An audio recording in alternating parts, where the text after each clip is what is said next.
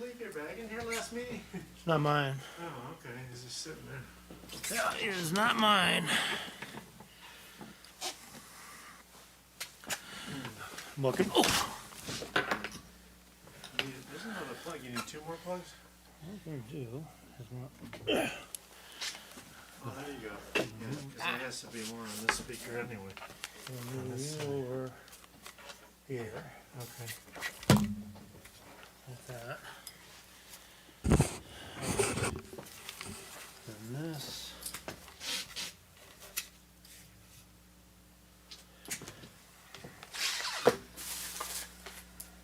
Well, that goes in the tree.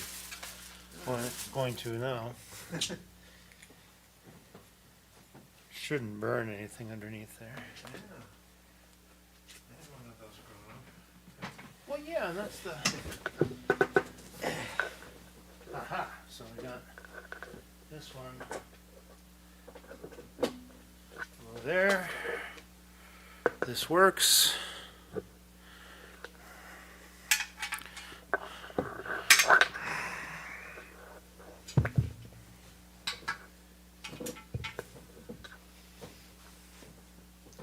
This should be Okay, a base, no base? There's no base, but if I did this,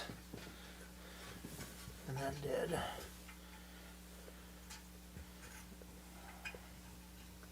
that, then that should remain up there like that. And this is like it's got missing teeth.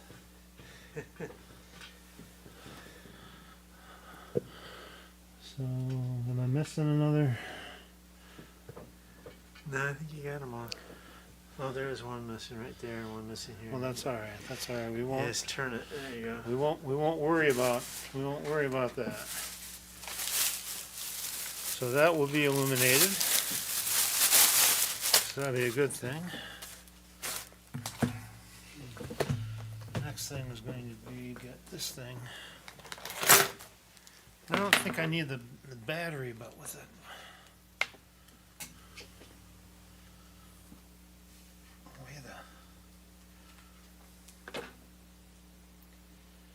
How long the meeting could go. You never know. I don't have a full battery. So having the audit tonight is the most ridiculous thing I've heard of in my lifetime.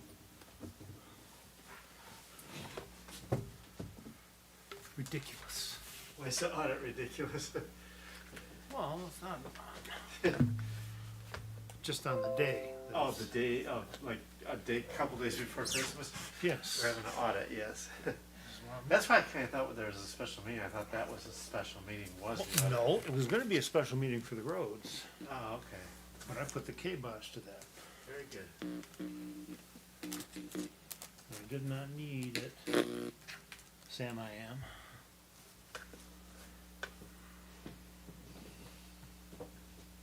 Very good. External speakers, okay. So that part's done.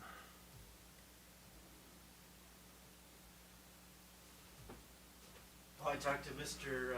Jim Day on the museum piece. We went through a tour. I'm gonna do that next week. That sounds good.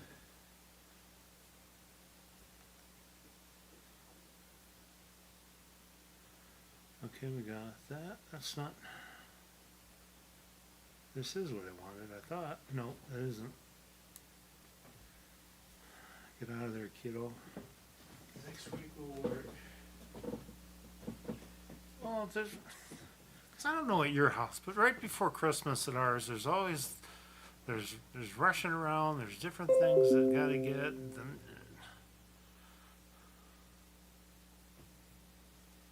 Smart City, okay, so I got.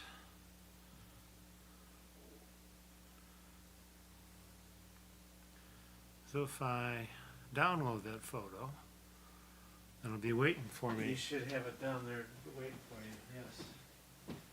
You should be able to Okay. just click on it at any time or click back to the meeting. So there's that one.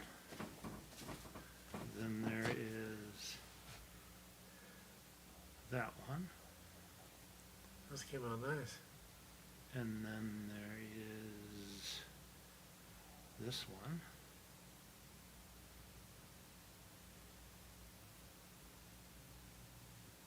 Download. And then there is, should be the last one, right? No, not the last one. And there's this one, which we will download. Now there's another one.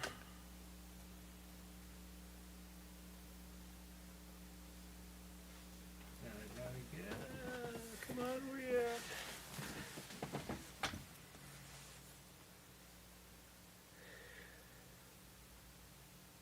He didn't get upset with you about having your, calling his cell phone, did you? Did he? Call? No. Jeff? Oh. No. He didn't know who I was at first. He had to put two and two together, but Oh. he finally figured it out that I'm the one that's providing all these videos for him.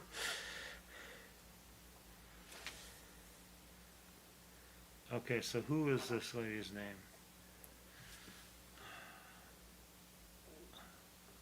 Samantha Rose.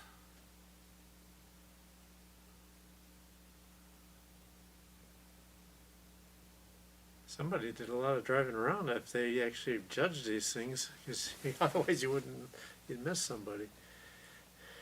That's a Well, lot. I did a lot of driving around. You did a lot of driving around. Yes.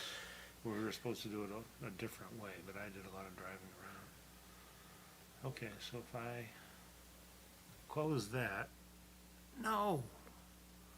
What happened to my downloads now? They're in the open Google. As soon as you open Google, they should appear. They should be downloads at the bottom of your screen.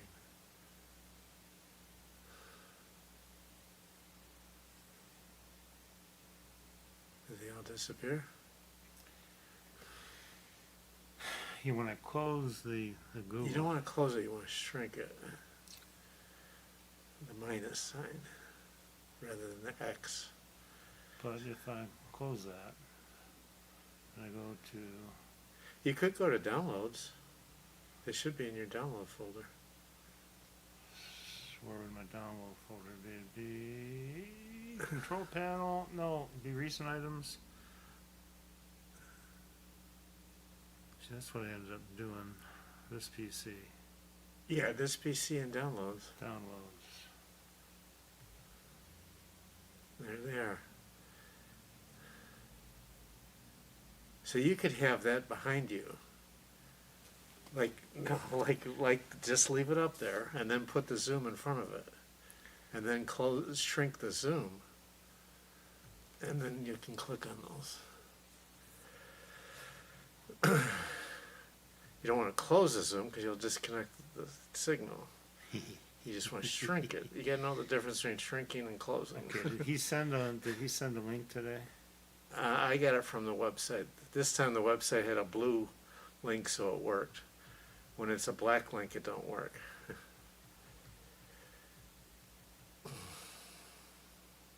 EOC.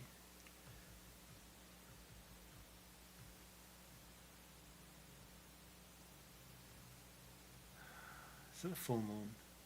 No, it's only a half moon, and we missed. I was going to be mad that we were going to miss the Christmas star, but it's so cloudy we were missing it anyway. Copy machine resolution, copy machine Mitel, Wextel, ELC, ELC Christmas contest.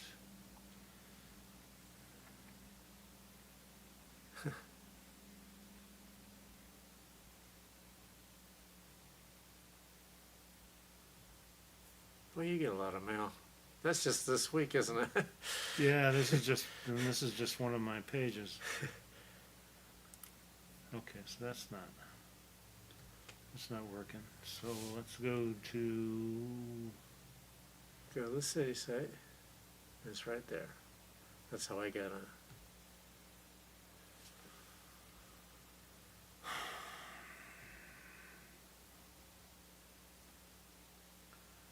latest news, marijuana update. Caper notice of public hearing, that's not what I want. Government, I want government, and agenda. agenda and minutes, right? Yep, Alright, and then city council. yeah, that is it, isn't it? And there it is. Ooh, there it is. The agenda of the packet. The agenda. There's the link. Click on it and it goes. Make magic. Okay, now this thing, That's gotta be plugged into, yeah.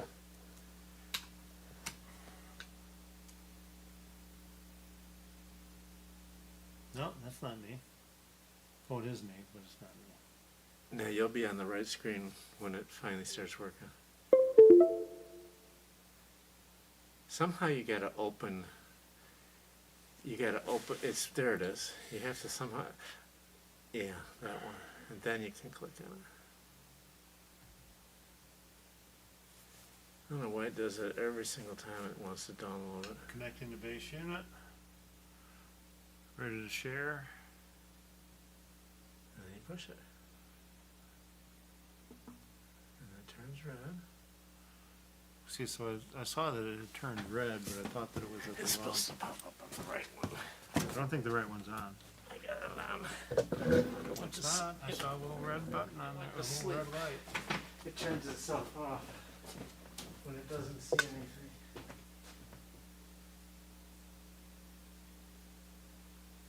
There it is.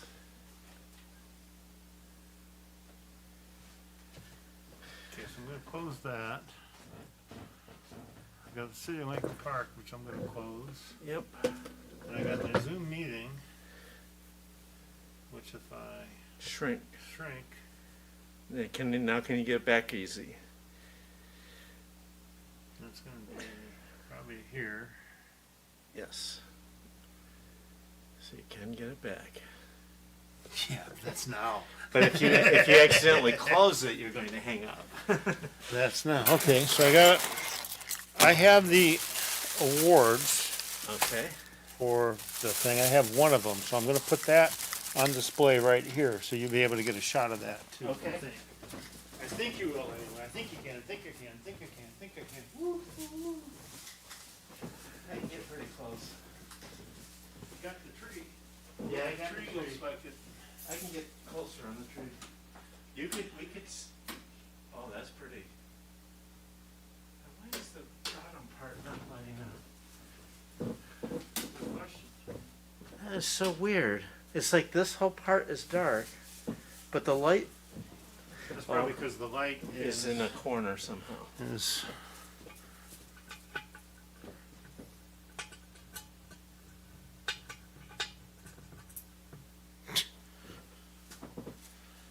Well, that's all right. I'm gonna have to turn it a little bit. It'll be a small shot anyway.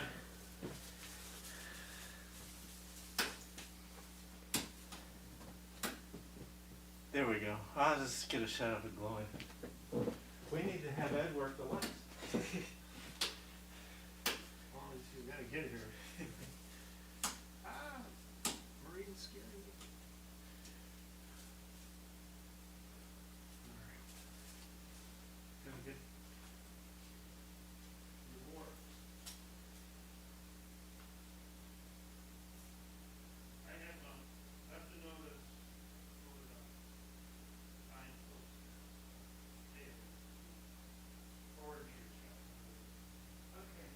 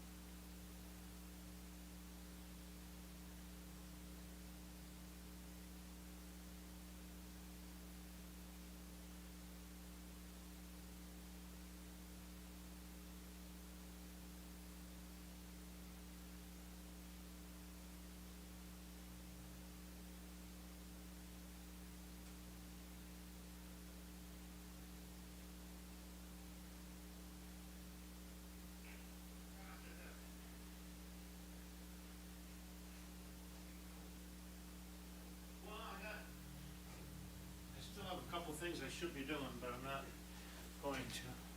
Oh yeah, make sure you have the, what is it, the thing you keep reading that you never have. This time you gotta look and see if you have it.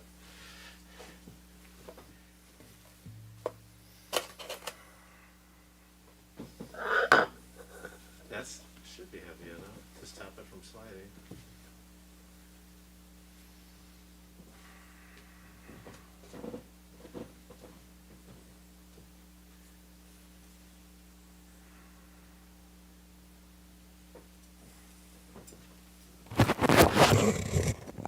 That'll work too. There you go.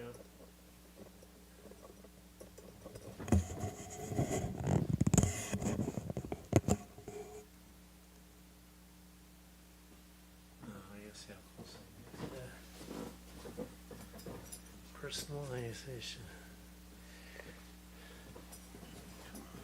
Let me work the cameras. Let's see how good they are. I think the one by the podium can get that close.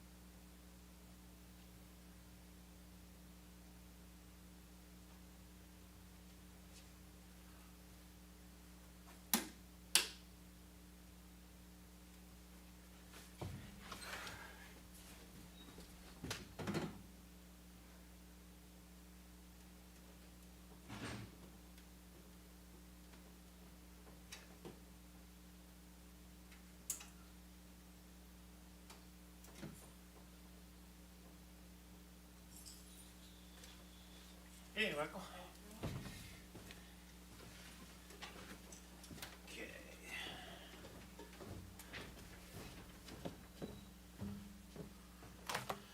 That's going there. I got my pages, I think. I think it works better over here. See that? Yeah, it looks a lot better.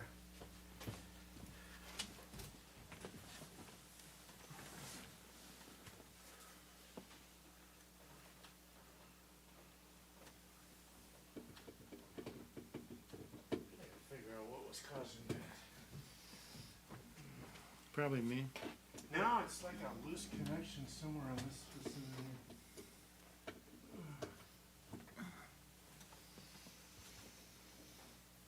Okay.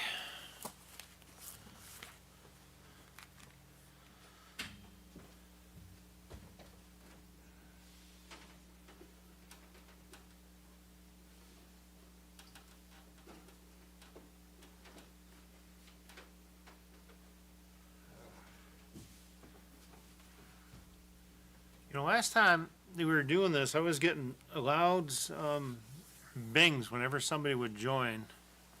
I don't know what that was either. Unless they're not automatically muted, they come on live. But I did hear that, yeah.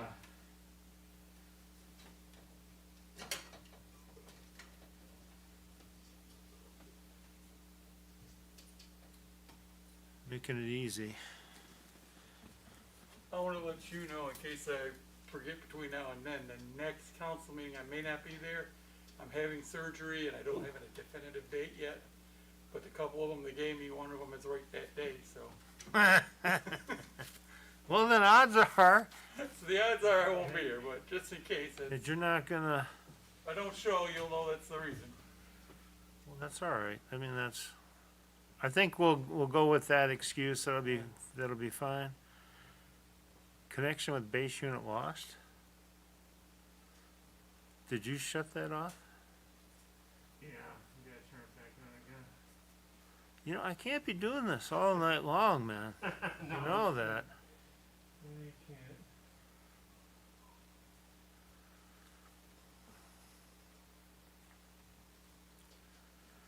I want to get my. It may be on a Zoom connection.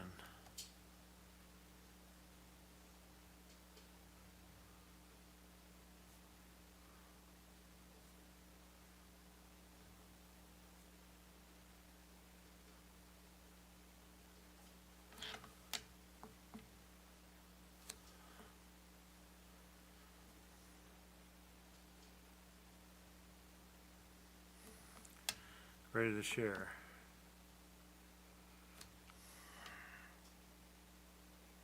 There we go. Got rid of the interference. Thank you. On settings.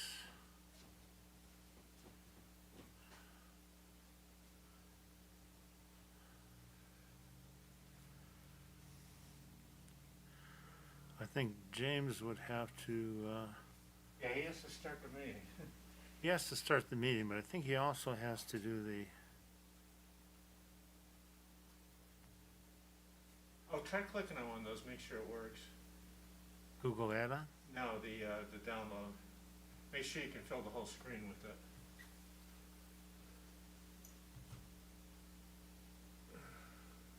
Yeah, there you go. Yeah, it looks good. That looks good. But how do I get back? Oh, it's just like that. And then go back to the Zoom. Oh, wait a minute. Get back up there. Yeah, leave that up and then go to your Zoom file and put it in front of it.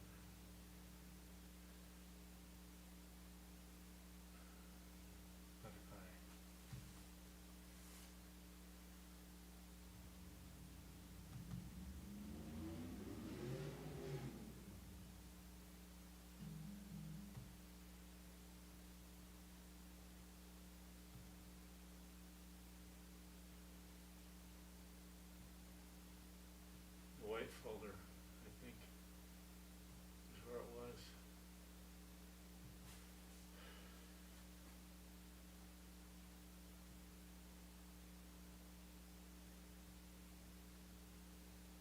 I still got, No, it's in Zoom. no, I still got time.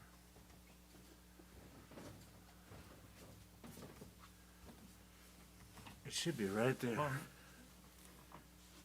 Got that. yeah, I'm doing something strange here.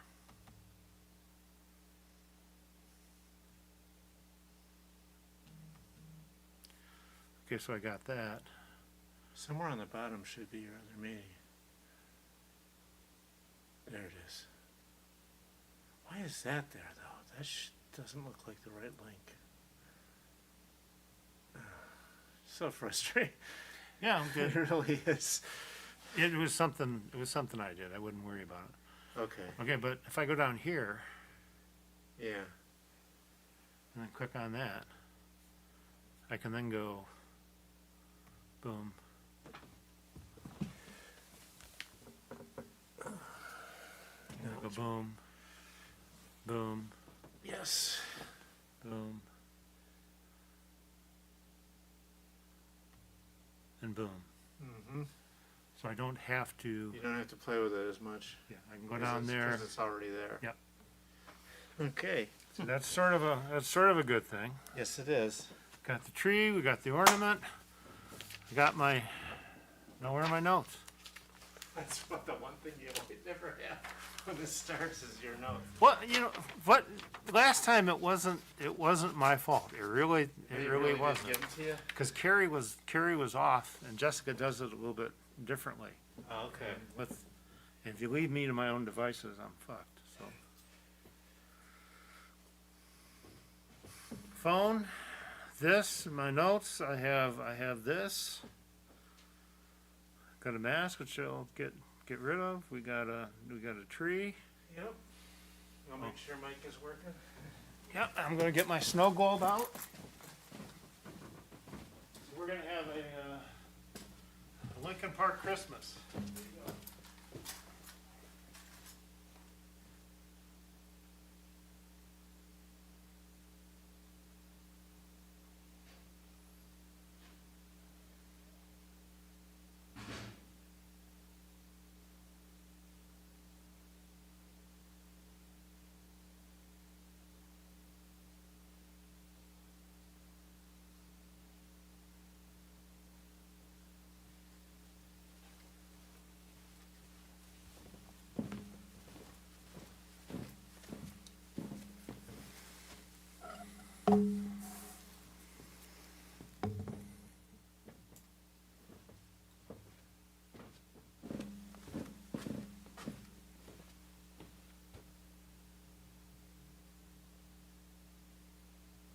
Put a sleep in there.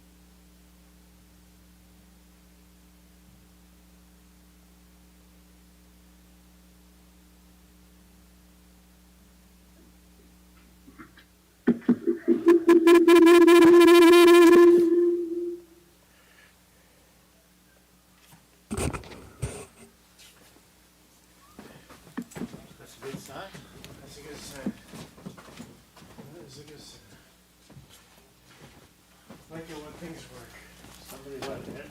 Where's my phone? What time is it? Who's on first? Second base? I don't know.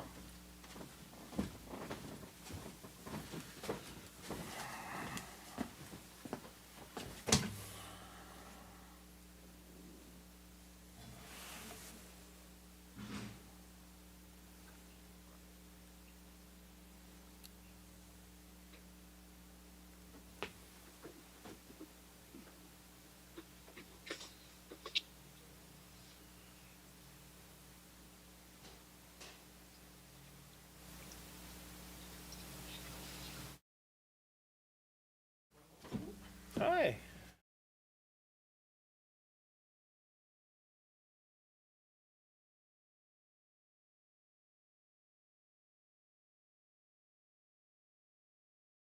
To reappoint Brian.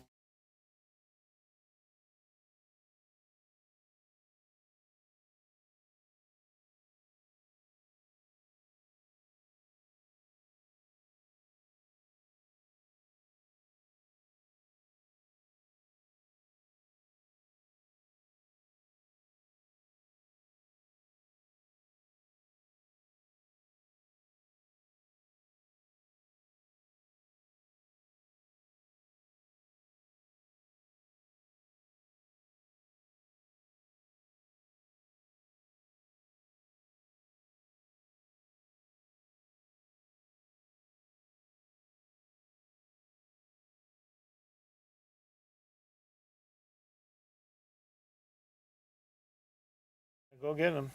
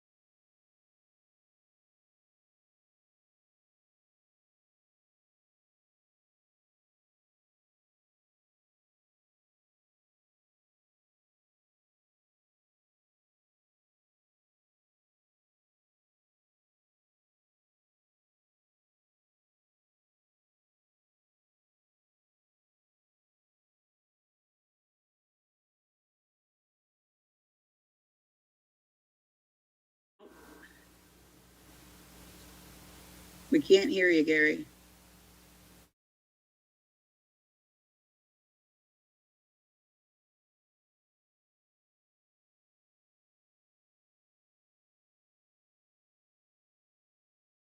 To get a twofer, you know. Right.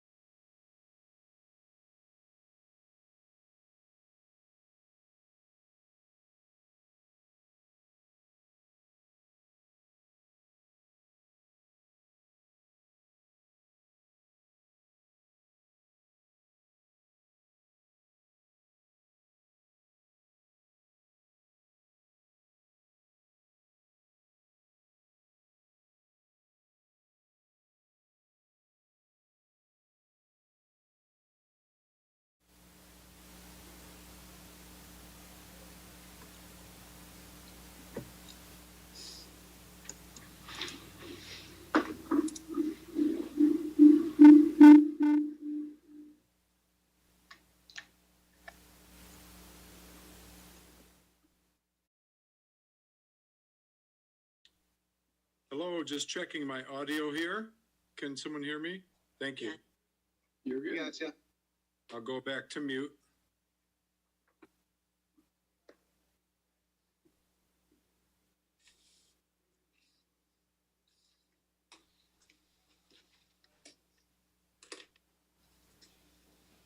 Gary, it's good to see you. Good to see you, Gary.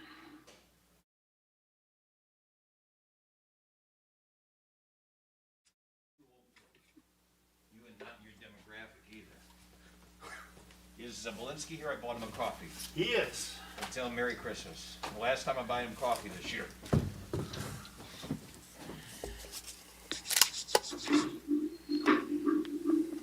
Still a Plant Moran guy that this is gonna be fast. I'll tell him, you know.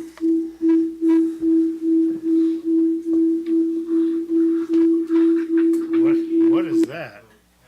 It's like a coffee. This is the last time I'm buying you coffee this year. Oh, wow. Cut me off this year. Okay, can you guys hear me? Yes. Got their mic Mr. Mayor, you can hear me? muted, and then they're making feedback. Hang on. Anybody? Okay. Hello, I can hear you. Okay, great, thank you.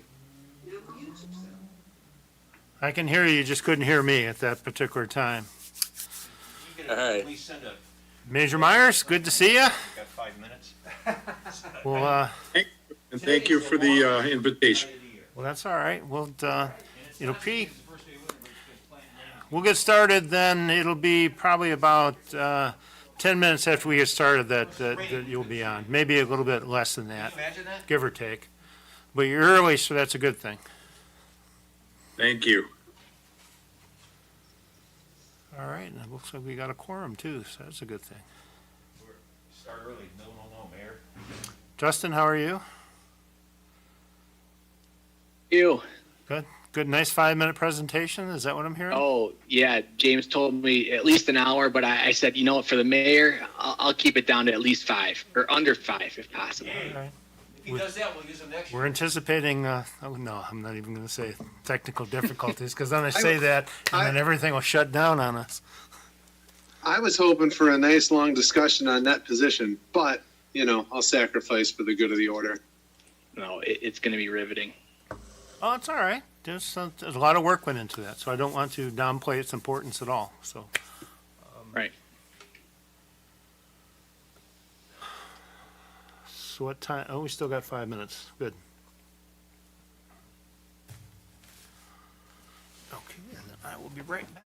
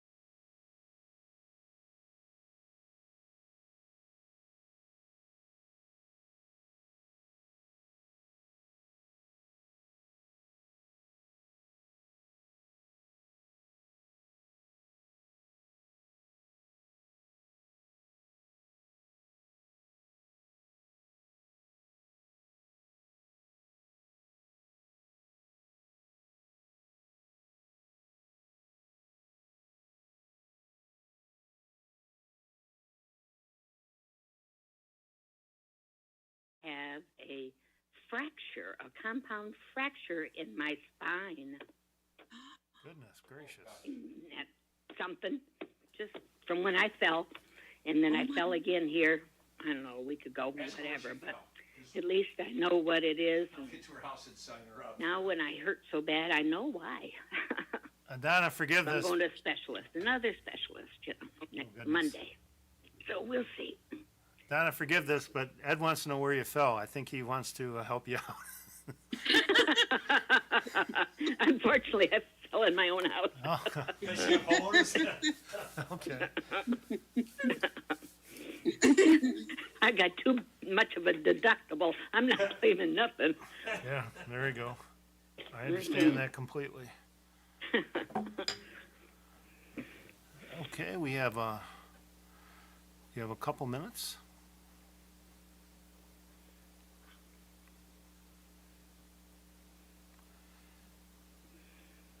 I think we do anyway. It is 7:38. 4.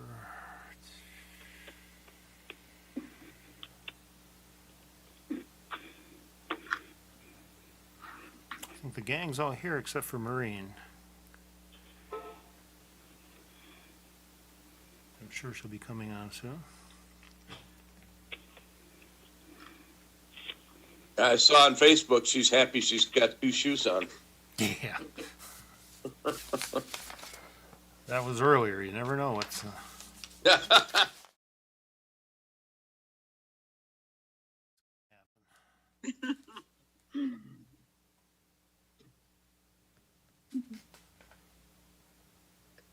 right, what we got going here?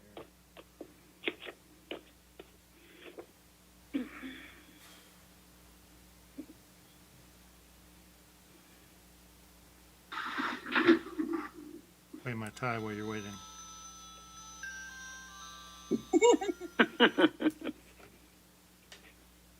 I have one that has the same song.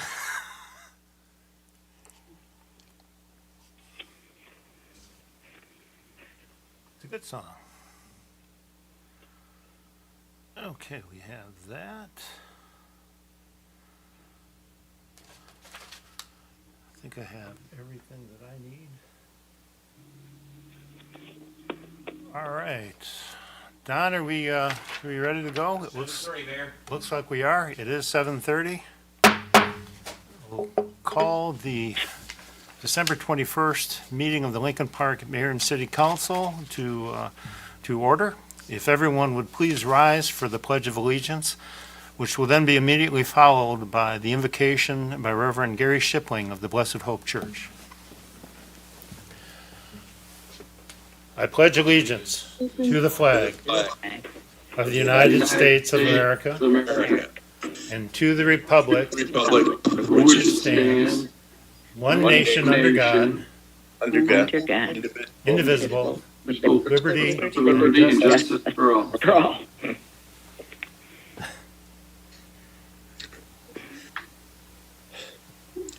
If we could bow our heads, please. Dear gracious Heavenly Father, we come before you this evening seeking your heart, your will. Lord, we have a new council. We ask, Lord, that you guide and direct them to work for the best possible outcome for the people of the city of Lincoln Park.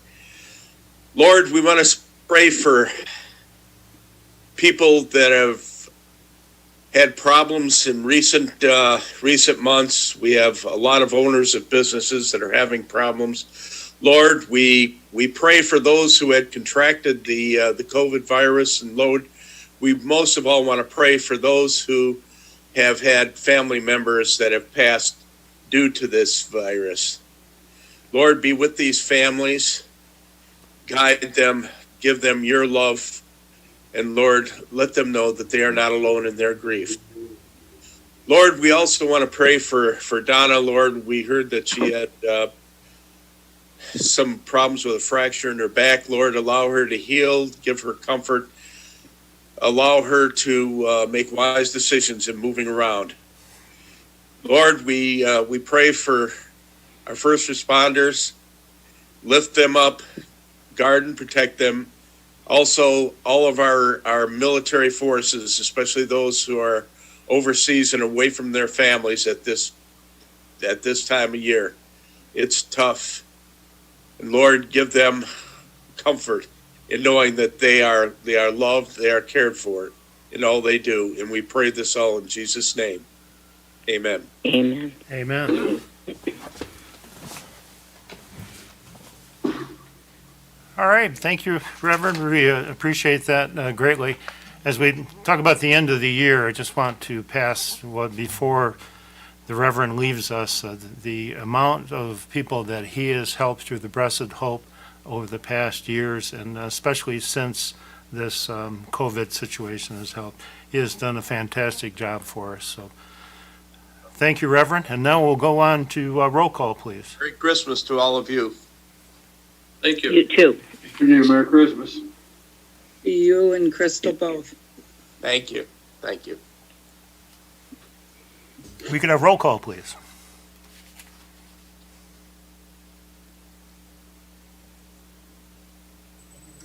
Sorry. Oh, you're fine.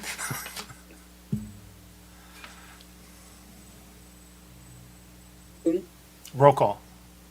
Councilpersons Breeding, Present on the phone. Dupre, Here.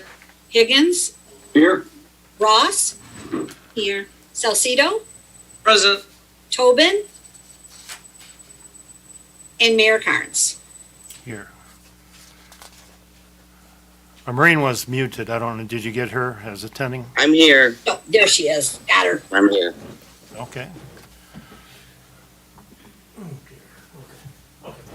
Okay, we just had our first little technological issue. All right, for mayor's comments, first, since the Reverend mentioned COVID, just that the way of fighting back has come to Lincoln Park, and that 9 of our firefighters have been immunized with the vaccine that was out there as part of a program to get the firefighters, and then it'll come down to the police officers, and before too long, it'll be down for all of us. So that's a positive sign that as we're heading into the new year, that the vaccine has made its way to Lincoln Park, and hopefully it'll be available for all of us. I have a couple items of business and some other things, but first of all, I hereby reappoint Thomas Jankowski to the Police and Fire Pension Board, and his term to expire January 1st, 2020. And I hereby reappoint Brian Clancy to the Public Safety Commission, his term to expire January 1st, 2026, which was, it's hard to Say again, the police and fire pension gentleman. When does his term expire? 1/1 of 2024. Oh, okay. Thank you. Okay. Yes. So move on to, there's been a tremendous amount of outpouring of help to people that have gone without this year or had the potential to go without. We were fortunate for a little while to be with Myers. I think it was on Wednesday or Thursday last week, to where they did Shop with a Cop or Shop with a Hero, basically. And a little bit different than they've done it in the past. This time they got lists from the children, and then the cops went out and shopped by themselves and loaded up. So there were going to be surprises for them when they opened it up. And at Myers, they had a situation where the kids could come in and a representative could safely come up and grab the toys and presents and some other things that the police had put together for them, and then make sure that everyone got one. And then they were also had Santa come, and Santa was on a trailer, and he has been making his rounds around the city with Mrs. Claus and a group of elves, and they were at the Lincoln Park Middle School, I think on Sunday between 6 and 8, and had and greeted a whole bunch of kids that were there. So Santa did a fantastic job for us. And then you had a Secret Santa that was out in the city of Lincoln Park doing what Secret Santa does, and that is to pass out money to unsuspecting needy folks. And they've done it again this year. The anonymous people from Secret Santa, all I can say is bless their heart, because they gave out over, well, a lot of money. let's just put it that way. I don't want to say how much exactly that it was. And as we go into the Community Improvement Commission, or CIC for short, decided that they were going to do a home holiday celebration or an award. They have done it in the past. And Don, if you can get a picture of our little ornament award, which was very nice, custom made. 5 homes were selected, and I just want to say that as I was part of the judging and driving around town, there are so many homes that were decorated, and it was such a difficult choice to pin down or pinpoint which one was the best, because they were all nice. And as you're going through, there were very few homes or very few blocks that did not have any Christmas lights on it. So in this time where we're all had to stay home and there's not a whole lot of visiting, that's a way to brighten somebody's day, and they did a fine job with that. Now the question is going to be is if I can get these pictures on here.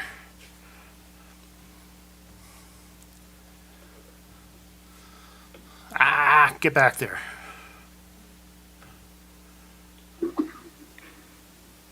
So this house here is 1585 Pingree. That's one of the winners. That is not what we're looking for.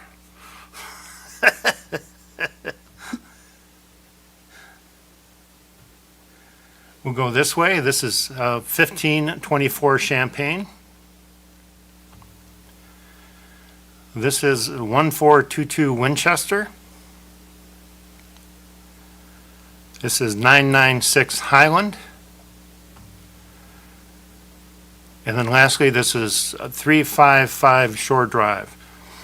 So thank you to all of the folks that decorated their homes, and your awards will be delivered to your home sometime. I think that mayor guy or somebody is going to be doing it. So, and then I was at a different event, and we were fortunate to have the Salvation Army make a presentation there. And I thought that all the good that they do, and especially all that they're trying to do at this time of the year when the need is so great, that I asked them to come and to do a little presentation for us, just very short. But I think that you'll be surprised at everything that they do. We have Major Timothy Myers, who is the General Secretary and Metro Detroit Area Commander for that, and we're very honored to have him with us here today. And I think I will turn it over to Major Meyer. Are we ready to go? I think so. There we go. I can hear you. Looks like James has the PowerPoint up there ready to go. Yes, he does. Well, thank you, Mayor Carnes. Thank you, City Council, for allowing this time for us to share a little bit of your very, very precious time this time of year. And I do appreciate especially that you begin with prayer. That is a hallmark of the Salvation Army. That's why we do all that we do, is to bring glory to God and to alleviate the suffering of his wonderful people here on earth. So thank you again. You've got the slide that says who I am. That's the least important part of this presentation. If we can go to the next slide. Last year, the donated dollars helped us provide more than 2.5 million meals in Metro Detroit throughout the year. We serve 365 days a year. We go on 3 separate routes out on the streets every single day, in addition to all the things that we feed at our core community centers and in our shelters. That does represent nearly 580,000 nights of shelter, and for Christmas time, 167,000 Christmas toys and gifts for children and senior citizens. This was an odd year, so you'll note that these statistics are from the previous fiscal or statistical year.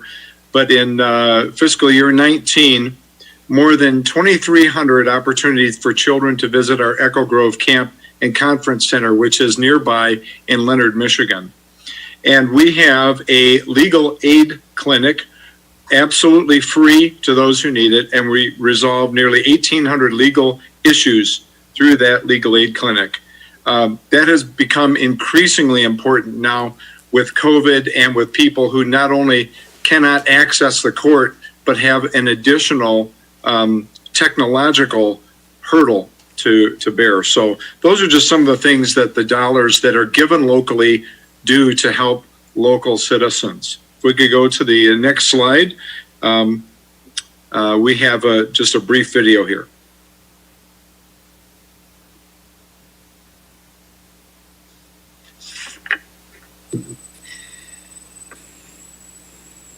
Sounds like we're missing audio on that.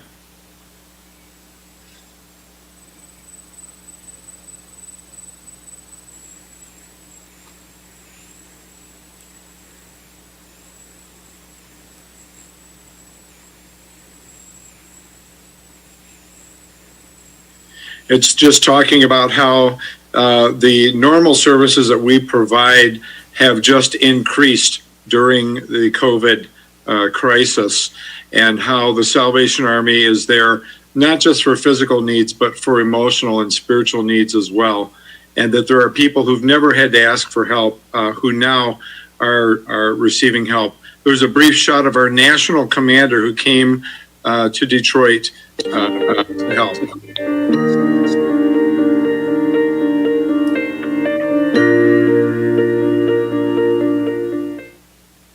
So our Red Kettles have faced a number of obstacles this year. As you would know, the retail foot traffic has slowed down or has taken a hit.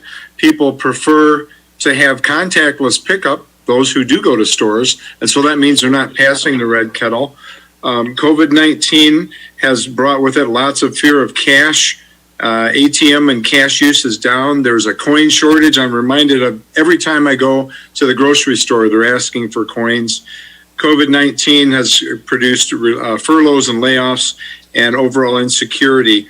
And the need has really increased due to COVID-19. I spoke with a Wyandotte Downriver Corps officer just earlier today, and he shared that their Christmas assistance application is up about 15%. And in that 15%, you'll be interested that of the 563 households helped just specifically for Christmas, 103 households were from the Lincoln Park community, and that represented 356 family members, which is about a third of the 970 kids that were served just out of the Wyandotte Downriver Corps. And we did have a little bit of help from someone who helped us rescue Christmas. Let's see if that video is showing there. Hi, I'm Tim Allen. I've been asked by my friends at the Salvation Army to help them rescue Christmas. This isn't the first time I've been asked to rescue Christmas. Ho, ho, ho. There are individuals and families who are struggling financially due to the impact of COVID-19. With more people facing hardships this year, the need to serve those most vulnerable is greater than ever.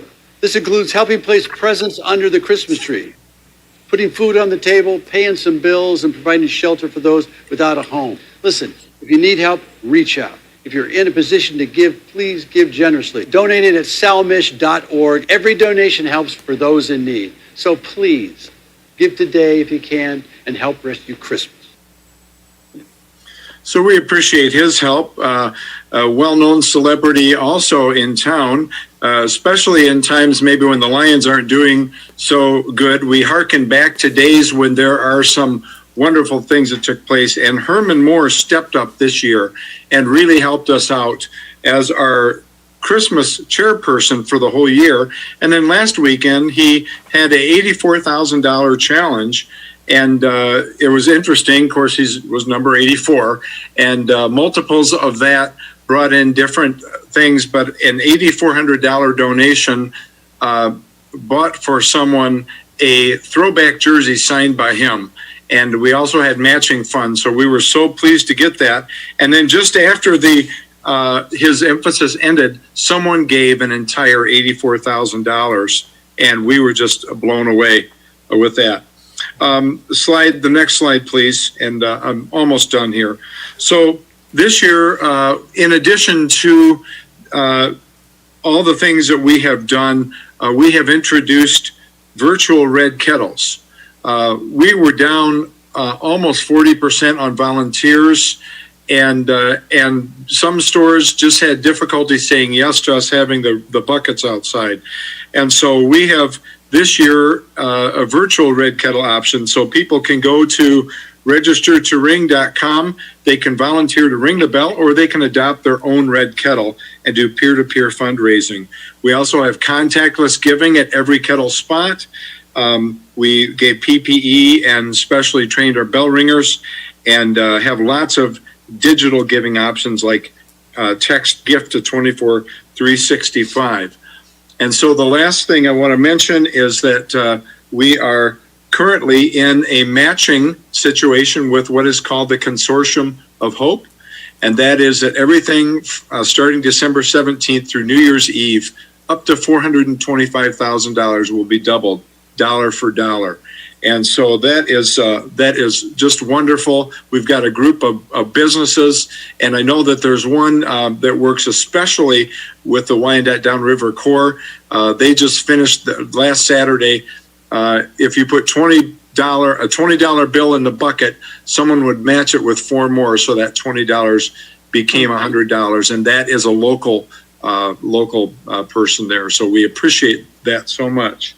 The last slide, I think, is just some things that you can do, some ways to help. But I just want to express thanks again to your city council. Thank you for the support that you give to the Salvation Army, not just at Christmas time when we are very visible, but throughout the year when we continue to help, and we don't go away, and we meet those needs throughout the year in Jesus' name without discrimination. Thank you so much. And if there were time, I would take questions, but I probably used more than my allotted time. So thank you so much. Thank you. You're fine. We'll put your contact information on. Major Meyer, we appreciate that greatly. I've been asked by people, how can they help during this time? This is a way that is relatively easy for you to do, if you choose to do so. But as you say, there's a great need, and I know that the city of Lincoln Park has been fortunate to have some assistance in the Salvation Army in the past, and particularly with shelters in the past, where they've helped us out with that. So we appreciate that greatly. So from one presentation, we go to another presentation. I guess it's all about giving. Maybe not. We have our audit presentation, and I think, do we want to lead off with Lisa? Do you want to do introductions here and maybe give a little preface?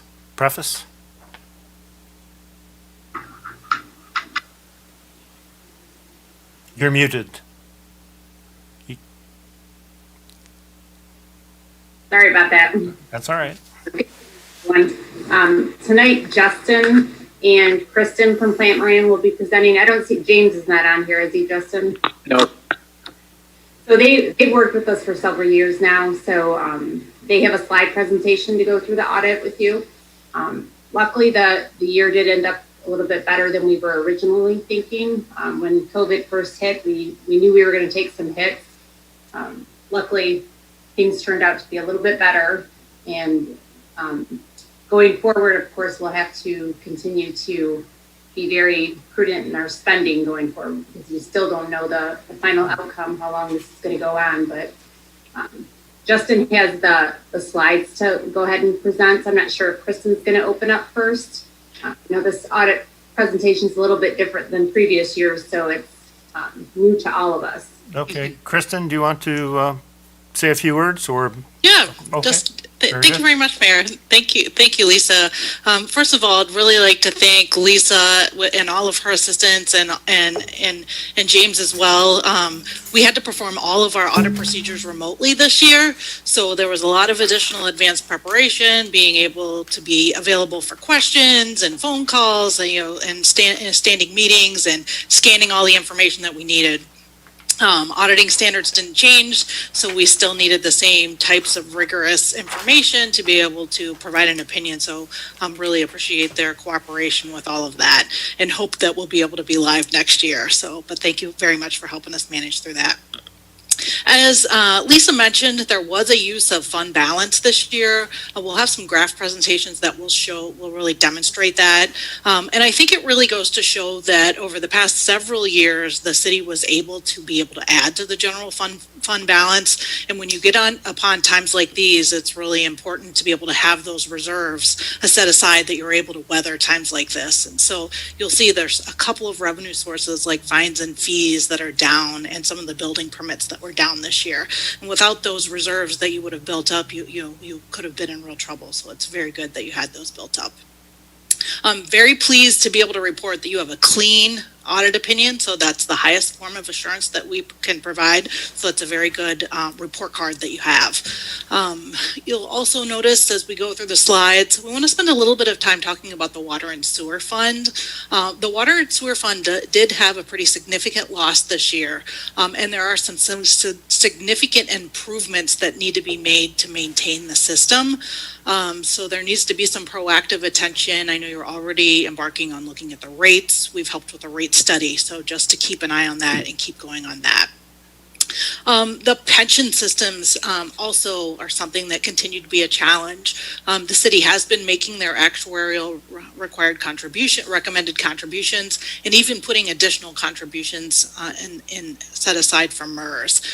Those funded status, though, are still in the lower levels, but you continue to put away what you're supposed to, so hopefully at some point soon here we'll see some improved funded status on those. We have a separate letter that we do that has that you can read later that has legislative update items. So it has a lot of good informational items. It also provides a little more information on the Water and Sewer Fund and some of the water loss in that when you have a moment to take a look at that. It does also acknowledge that we assisted with some journal entries as part of our audit procedures. And then lastly, I also wanted to mention, since the city gets significant federal grant funds, since you receive over $750,000 in federal grant funds, we also have to perform a compliance audit. So we perform a federal compliance audit, and you had no findings related to that. So we examined the CDBG program as a part of that, and I'm happy to report that we have no audit findings related to that. Very good. So with that, I'd like to turn it over to Justin. Justin's the senior audit manager that works with me on the engagement as well. And he'll take you through a short graph presentation that will really walk you through some of those details. Yes, thank you so much, Kristen. I'm going to share my screen now, so hopefully this works. Can everybody see that? Yes. Yes. Great. So as Kristen mentioned, I wanted to provide a little bit of a history here for those that are new to council. So welcome to those that are new to council, and this is our first experience together. So I provided some information from 2015 through 2020, and it provides a lot of great perspective that Kristen already highlighted a little bit here. You'll note that in 2015, the total fund balance for the combined general fund, which is really the main operating fund of the city, had fund balance of just over $350,000. And as Kristen mentioned, you'll see that there were increases in fund balance from 2016 through 2019. And that really affords the city to be in a position where they are today to weather the storm a little bit with all these uncertainties that are facing all local governments, not just City of Lincoln Park as a result of COVID. In the current year, there was a use of fund balance of about $663,000. And at the end of the year, you'll see there's a couple of colors here, and I'll talk about them. The most significant one is unassigned fund balance. That's that teal bar graph right here, or portion of it. That represents resources that are available to the general fund. And at June 30 of 2020, that represents about 17% of the general fund expenditures. So it's an adequate level. Continue to monitor that. I know that that's got a lot of attention over the years. And as you'll note, that it was upticking every single year up until this current fiscal year. The restricted fund balance, that represents monies that are set aside for construction code fees. This represents that the revenues have exceeded the expenditures on a cumulative basis really since 2017. So again, something to monitor. We did talk to management about that as part of a draft meeting held before this meeting.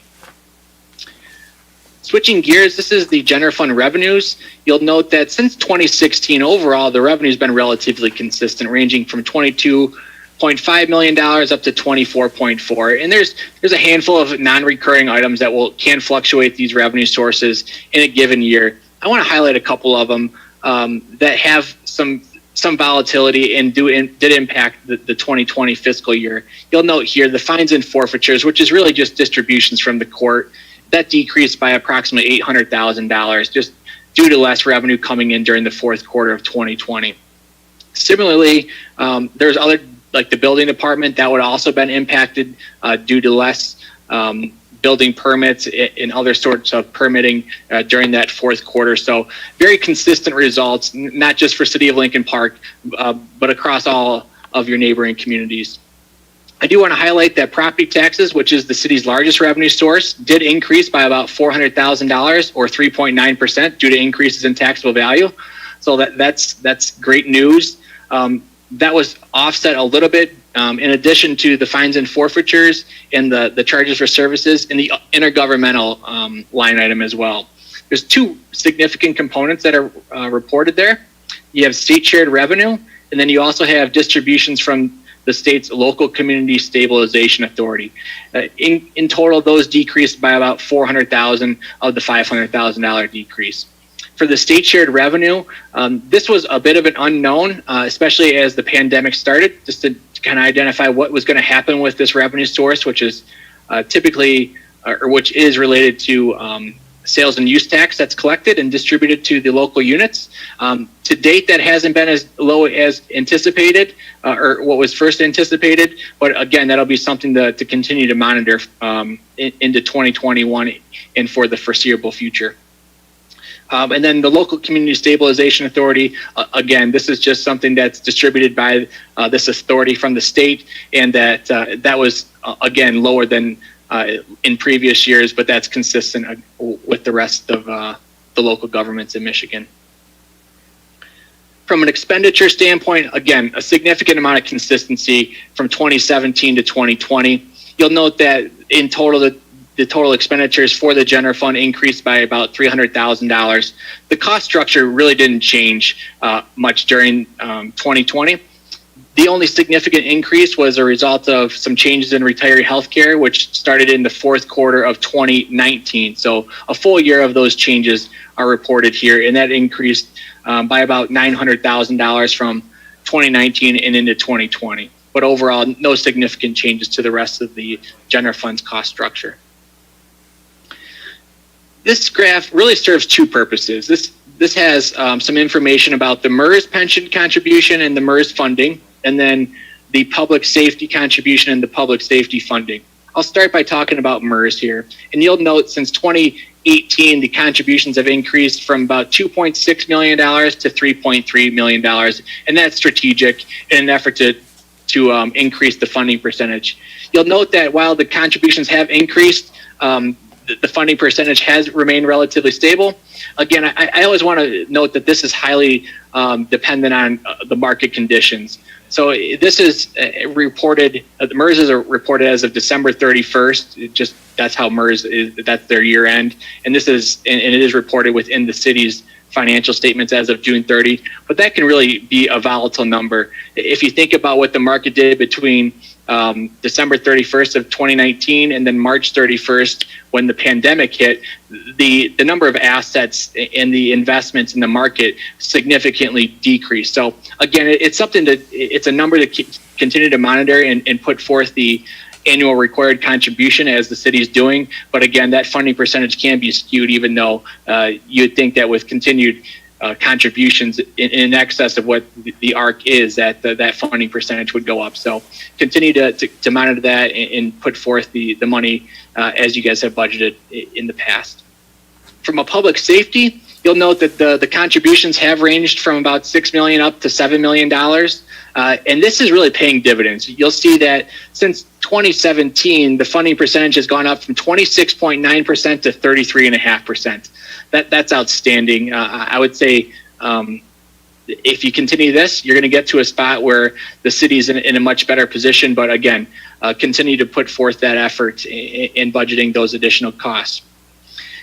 as we talk about this, it is important to note that while we're putting forth this money for the pensions, it represents a significant percentage of your general fund budget.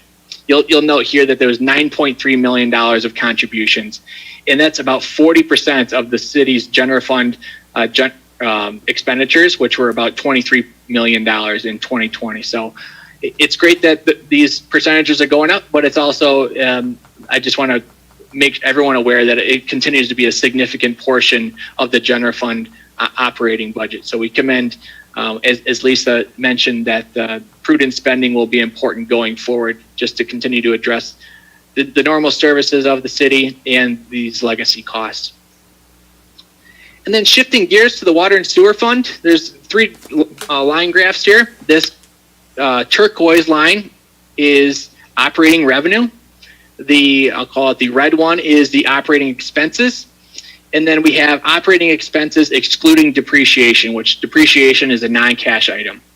As you can see, in 2018, the operating revenues were pretty much even with the operating expenditures. And then since 2018, the operating expenses have exceeded the operating revenues, and that gap grew in 2020.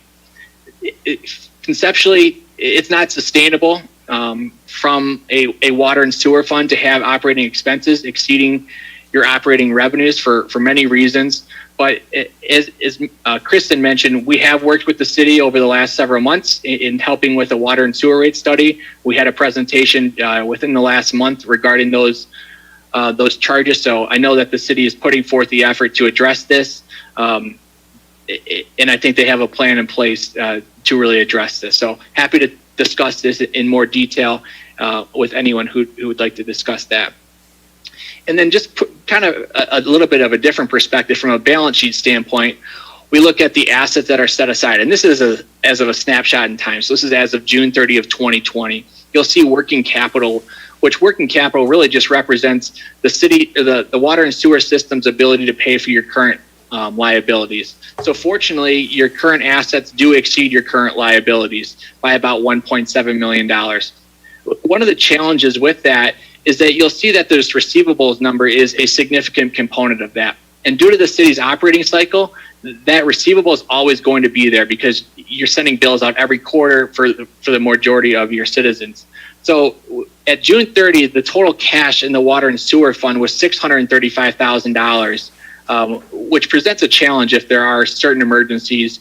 And then it also is going to be necessary to build this up for the strategic plan for the water and sewer fund to address significant capital needs that the engineer helped us identify during the water and sewer rate study. So this is something that the city will have to continue to monitor, look at the rates, and hopefully over time, this fund will establish a reserve to really address the long-term needs of the system. That's all the prepared comments that I had, but we'd be open to answering any questions that you might have.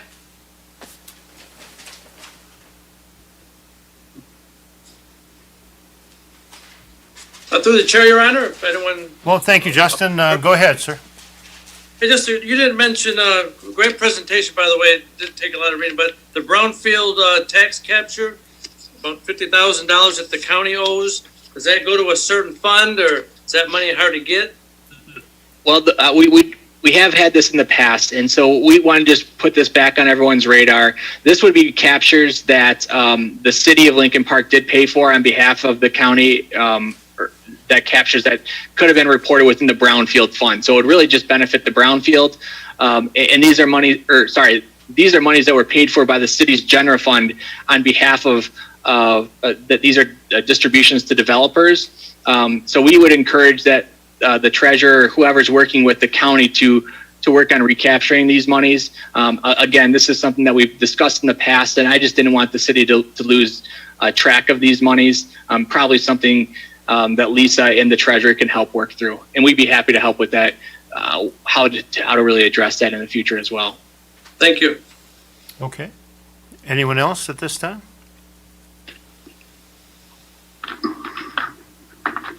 All right. Well, I'm not hearing anything. So I do appreciate the information. As one of the new council people, it's very enlightening to see these numbers. Thank you. You're welcome. And if any of you that are new to council, if you'd like a one-on-one session, we'd be happy to offer that. We do that for a handful of local governments. As new councils do come on board, we recognize that governmental finance isn't just something you can pick up and really understand. So we do have a presentation. We'd be happy to talk through that with you if you'd prefer. So Lisa can provide our contact information. It's also within the slide deck. And I think that James and Lisa has that contact information as well. Great. Thank you very much. Well, Thank you. Very good. Anything else from council?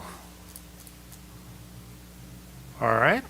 Kristen, Justin, thank you so much. Have a great Christmas. We appreciate the presentation. There's a lot of work that goes into that. Lisa, you and your crew also, good job. And then thank you. And then we'll just, we will move on. Thank you very much. thank you. Happy holidays. Okay, you too. Thank you. So in the consent agenda, resolved that the following items listed under the consent agenda be approved as presented to the mayor and city council. 1, approved minutes, regular meeting held December 7, 2020. 2, schedule special meeting, closed session, labor negotiations. 3, schedule special meeting, 10-year road improvement. So moved. Support. Discussion? Clerk, call the roll. Councilpersons Breeding, Yes. Higgins, Yes. Dupre, Yes. Ross, Yes. Salcido, Yes. Tobin. You're muted, Maureen. Yes. And Mayor Carnes. Yes. All right, then our next item is we have a public hearing. And that is regarding the accomplishments of the CDBG 2019-2020 program year. And I will call the public hearing to order. It looks like 8:09 p.m. And we have Community Development Block Grant and Parks and Recreation Director Doreen Christian. Doreen, are you with us?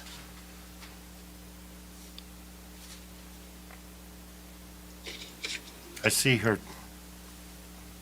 She doesn't appear to be connected to the audio for some reason. Okay, we'll give her a second to try to join back in with us. It's looking promising. Fingers crossed. Love these Zoom meetings. But when you're talking about, we just finished with the audit, and when they came back and said that they audited the CDBG program, and the CDBG program came back clean without any items of any note, really, it just came through it with flying colors, and that is really a tremendous thing for us. Wonderful. So Doreen is connected to audio via the telephone, and she is also muted at the moment. So Doreen, if you could unmute yourself.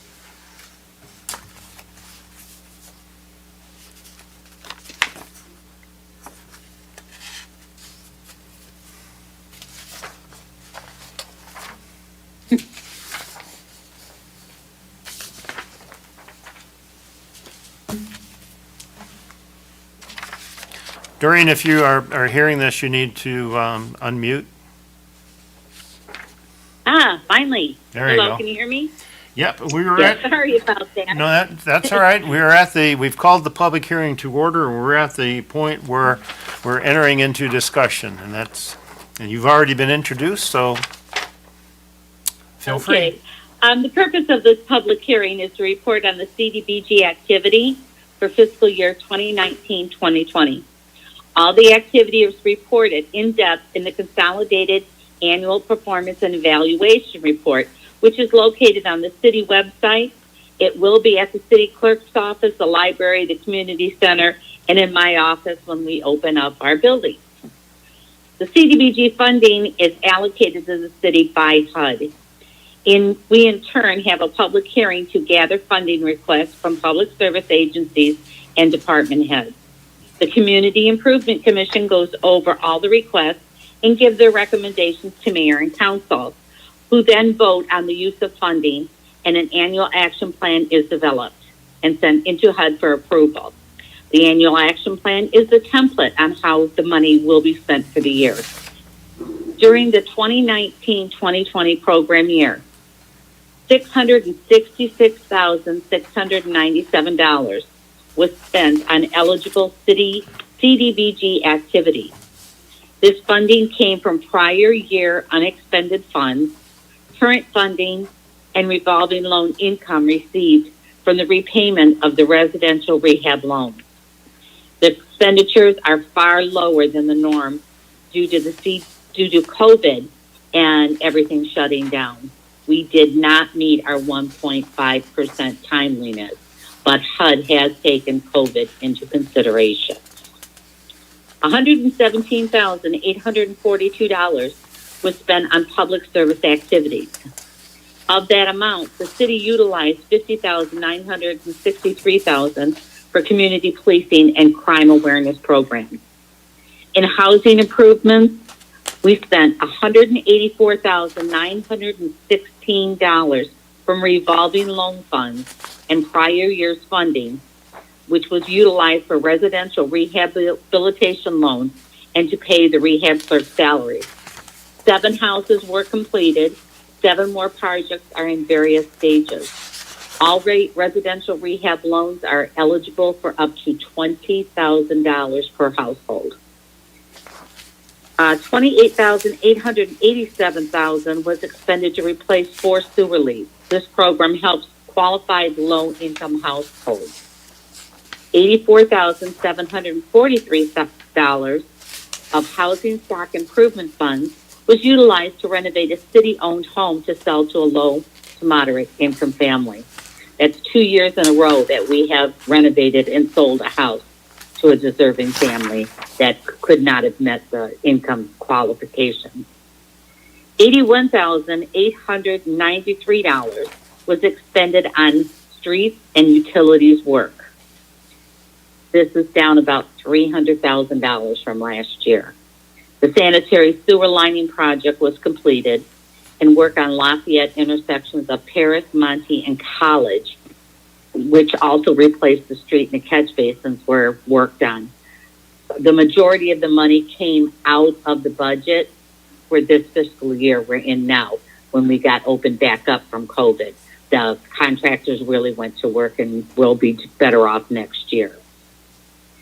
$69,053 was spent on asbestos removal and the demolition of 3 houses.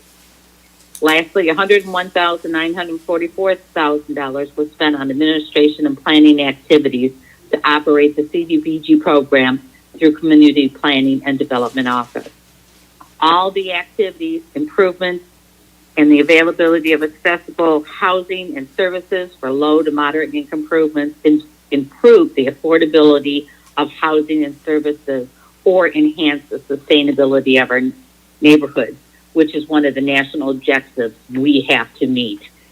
As I said, we just now got our caper. It'll be going in as soon as we have our public comments done. Comments can be sent to me through tomorrow. They've been on the website for 20 days now, and then I will be submitting it to HUD once we get all comments into the system. Right now, at this time, I have not received no formal comments. If you have one, please send it to dchristian@citylp.com, and I will make sure it does hit the report. And that's it as of now. Okay, do we have anyone that would like to make a public comment? Any member of the public that would like to make public comment?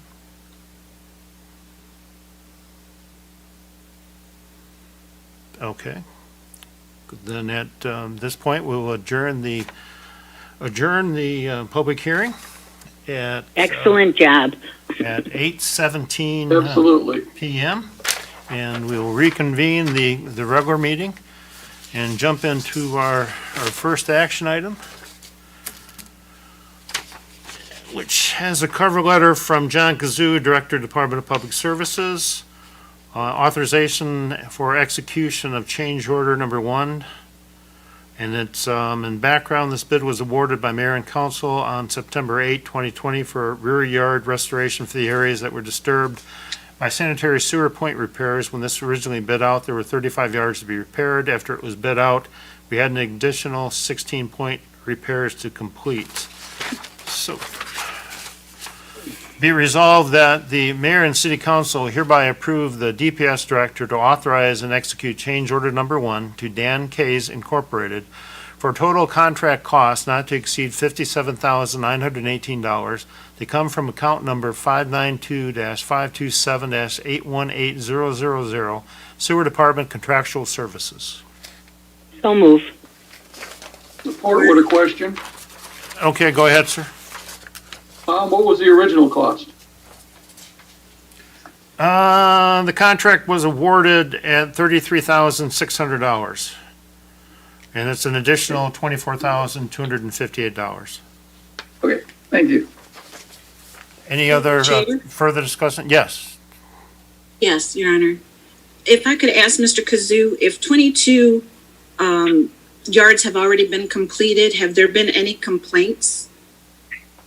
In all reality, John Kazoo, I'm sorry, DPS Director. In all reality, that 22 yards having been completed is actually in error. That was not in the original letter. In all reality, all of these yards have been completed. We have received a few where all of the grass seed has not germinated. But at this point in time, the city has only paid $24,500. And right now we are basically hanging on to additional money, and we will also retain additional retention until we see that the seed does germinate in the springtime, because the restoration work was done actually very late in the fall. Okay, thank you.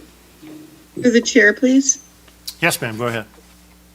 I'm wondering what the difference is in price of the original approximately 35 sites. We added approximately 16 sites, and the 16 sites come out over $400 per site more than the original. Do we know why that's so much more expensive? Yes, I can give you a real good explanation on that. When the original yards were put together, we knew exactly what the restoration was, and depending on where some of these sewer repairs fell within the borders of the yards, we've had to disturb additional areas in order to get into make these sewer repairs. So what it basically boils down to, maybe a singular, or I should say a few of the yards might have required additional square footage or square yardage of lawn restoration. We had one location that there was a brick patio that was compromised, and we had to repair a portion of a brick patio. Okay. Thank you. All right, anything further? Hearing none, clerk call the roll. Councilpersons Breeding, Yes. Higgins, Yes. Dupre, Yes. Ross, Yes. Salcido, Yes. Tobin, Yes. and Mayor Carnes. Yes. Next item is whereas the city of Lincoln Park wishes to enter into an intergovernmental construction agreement with the Michigan Department of Transportation for reconstruction work along River Drive from Emmons Boulevard to Ford Boulevard. And whereas this project will be partially funded by the Department of Transportation, Federal Highway Administration demonstration funds in the amount of $1,008,500, and the City of Lincoln Park Water and Sewer Fund, account number not yet determined, in the amount not to exceed $632,284.50. And be it resolved that the City of Lincoln Park agrees to the terms of the contract as proposed by the Michigan Department of Transportation, contract number 20-5403, and be it further resolved that the mayor and city clerk are hereby authorized to sign the contract documents. So move. Support. Okay, discussion? Your Honor? Yes, Can sir. I ask why we don't know that account number? Mayor, if I could, Yes, sir. that is right now with the water and sewer rate study. I think that's a number that's going to have to be determined exactly where finance is going to take those water funds out of.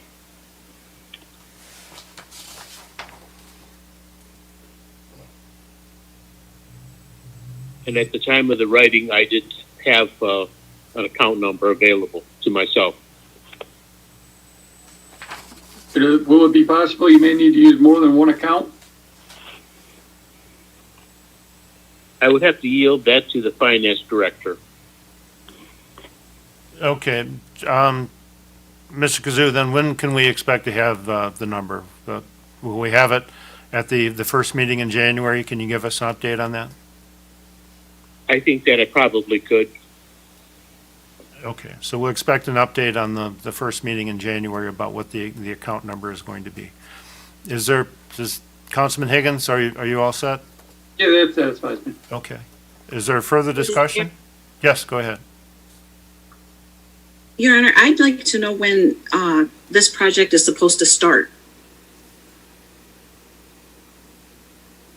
Mayor, if I could respond.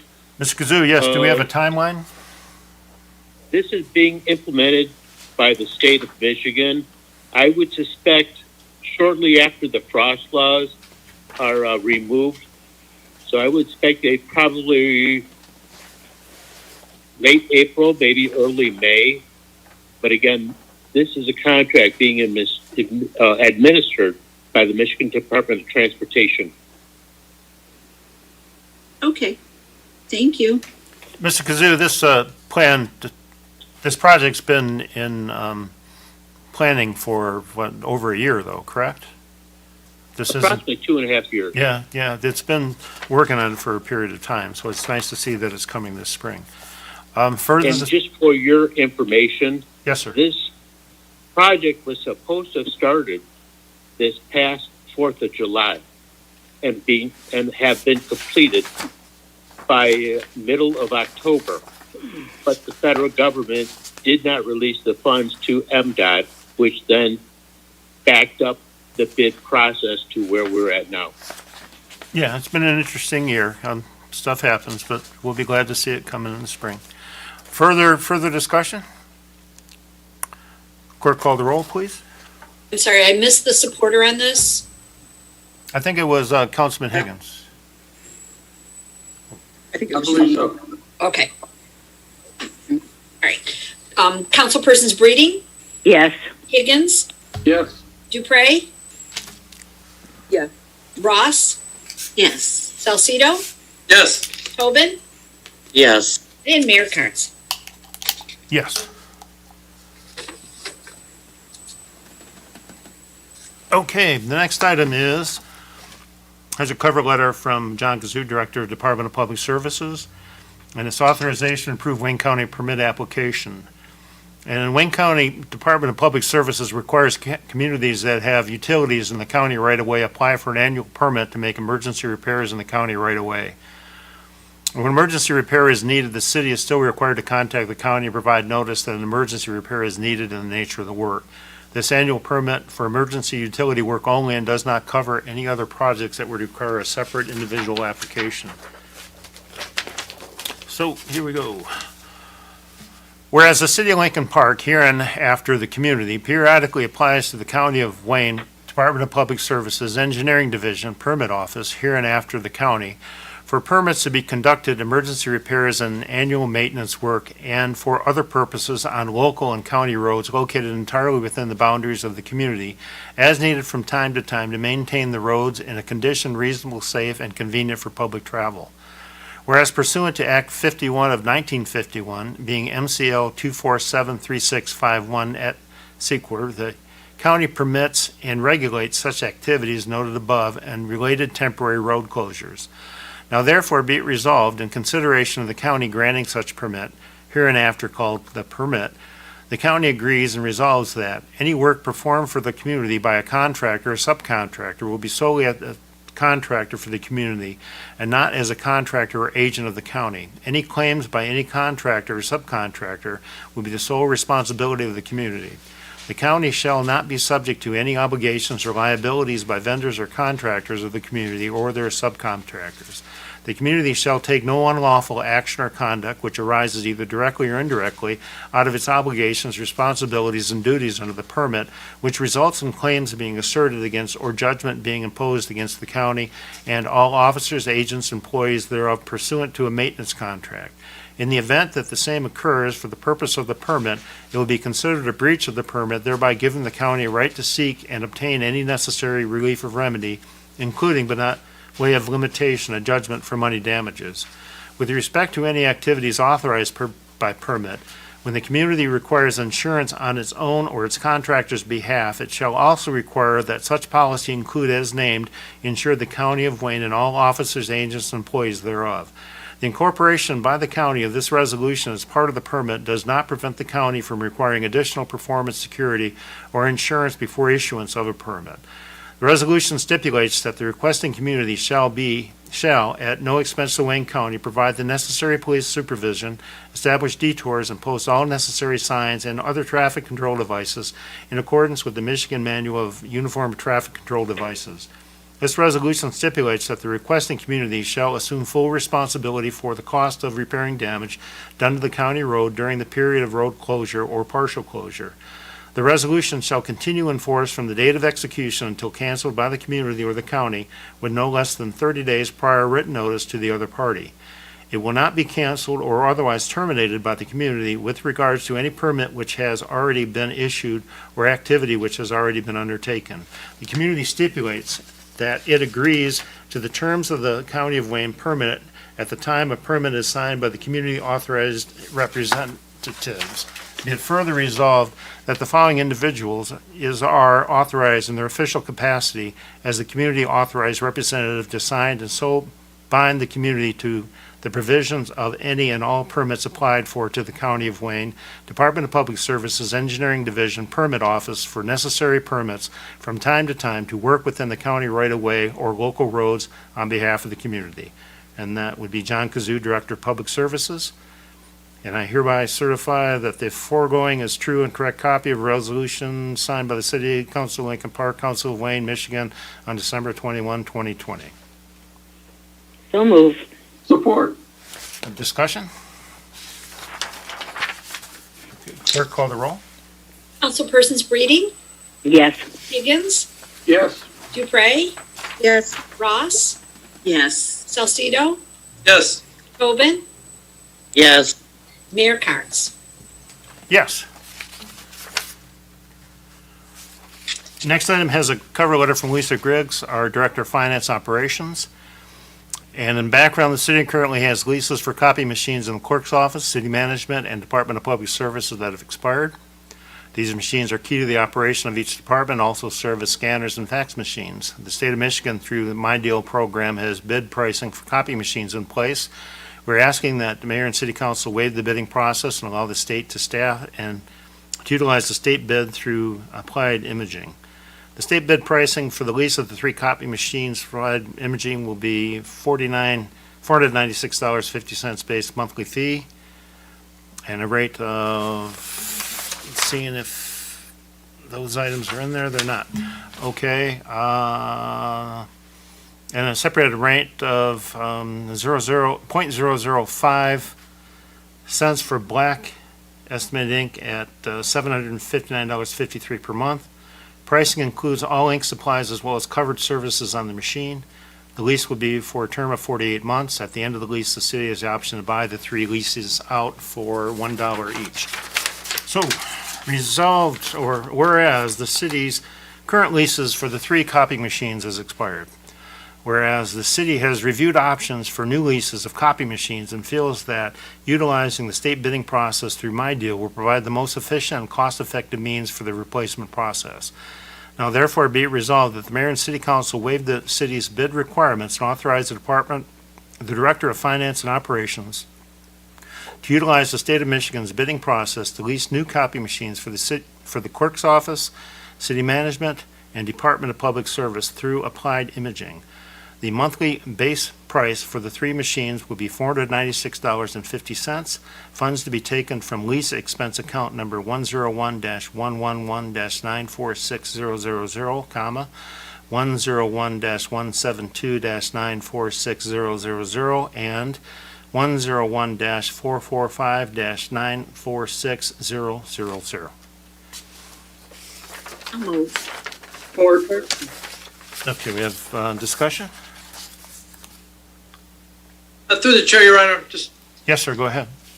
one question for Lisa. How much of an increase was it from the last lease that we had? It's about $20 more, but we're increasing the speed on the machines, so they're going to be faster. So for the big print jobs, it'll be much more efficient for us. All right, thank you.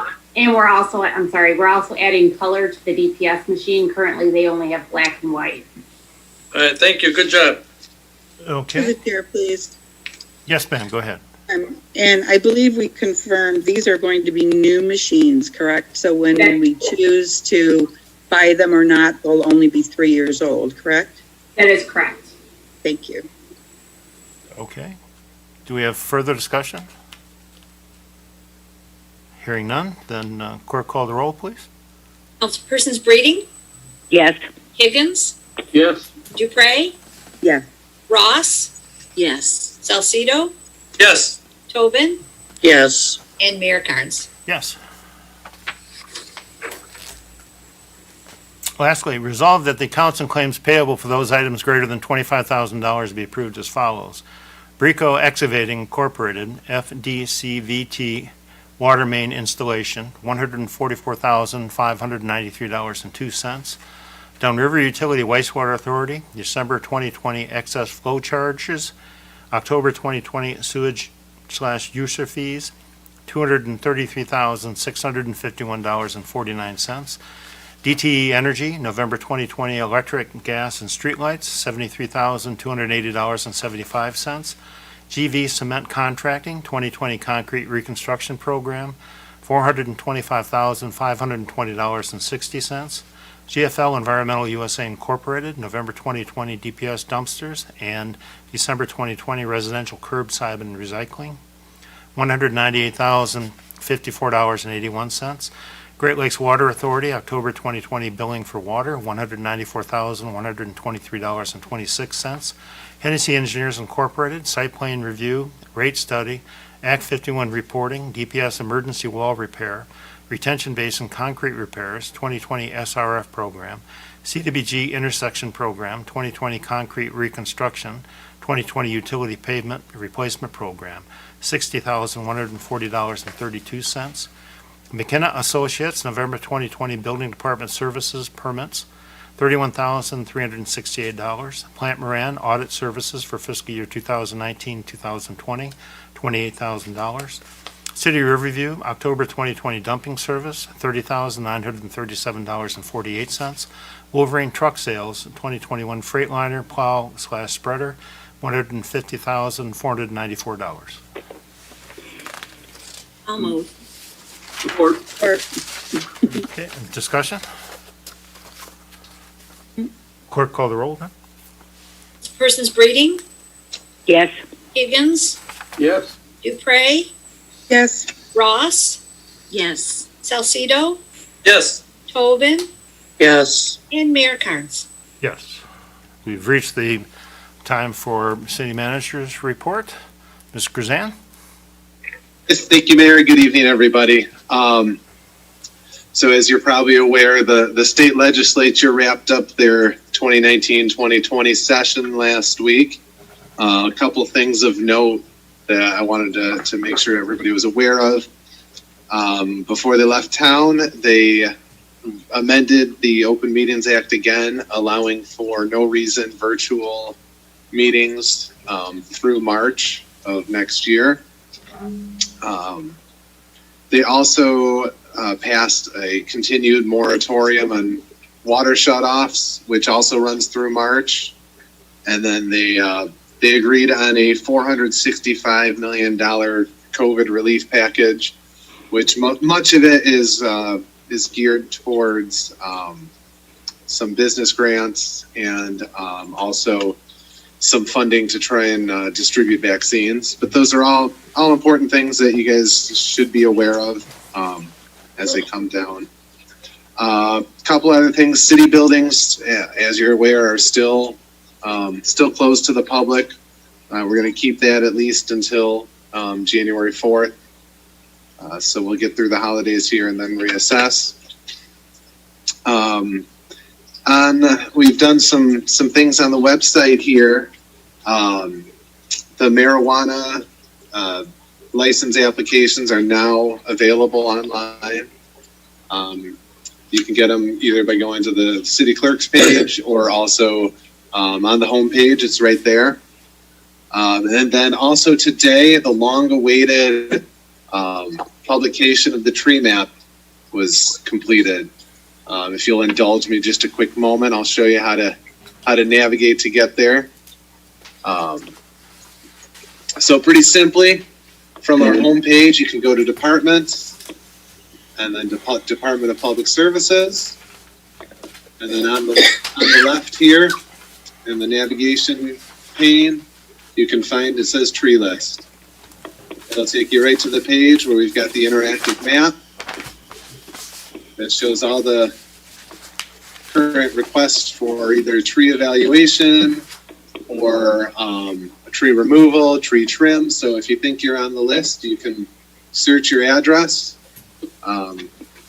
For example, I'll search City Hall, 1355 Southfield, and nothing comes up because we don't have a tree that's on the list. So if you think you're on the list and you check it out and you find that you're not on there, please feel free to call the Department of Public Services so they can put in a work order and you'll be on the list. Pretty simple system, and we're going to try and keep it updated roughly weekly. We pull the information from the city's program that manages the work orders, and then we upload it into the GIS system. So pretty exciting there. I know we've been working on it for a while and we've been talking about it for quite some time, so I'm glad to finally get it out and continue. I know the tree service, E&J have been out doing some trees still. They're going to continue, I'm sure. But with that, I just kind of want to wish everybody who celebrates a Merry Christmas. Everybody who doesn't, happy holidays. Enjoy this time, as strange as it is. So I'm happy to answer any questions you may have. I have a question for the city manager, Your Honor. Yeah, go ahead. I can wait. James, Yes, ma'am. 6 months ago, we postponed the action on the operation of the building department.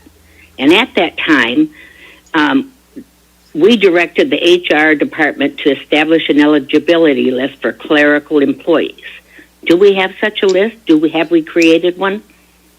We had done testing for some part-time clerical recently, but we do not currently have an eligibility list. And I think it was in about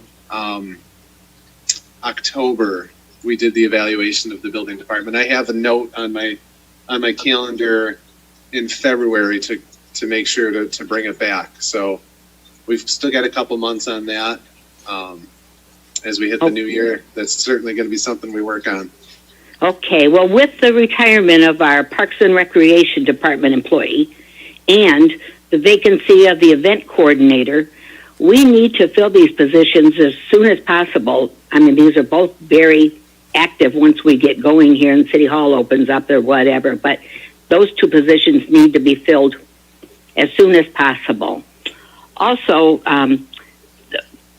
the building department, how do we stand, though, as far as getting them some clerical employees? I mean, if we don't have a list yet, we're just in limbo on that? Pretty much. Yeah. Well, that is certainly going to be the challenge, and that was, if you recall, when we did the evaluation of it, that is without a doubt going to be the greatest challenge if we do bring the building department in-house, is being able to fill those positions. Okay. And I did see that I think the feds have also done a almost $1 billion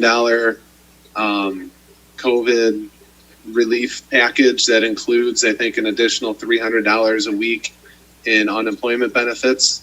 So that will probably be another thing, another obstacle for us to overcome when it comes to hiring. Okay. And lastly, the master key for the band shell that a current council member still has in their possession.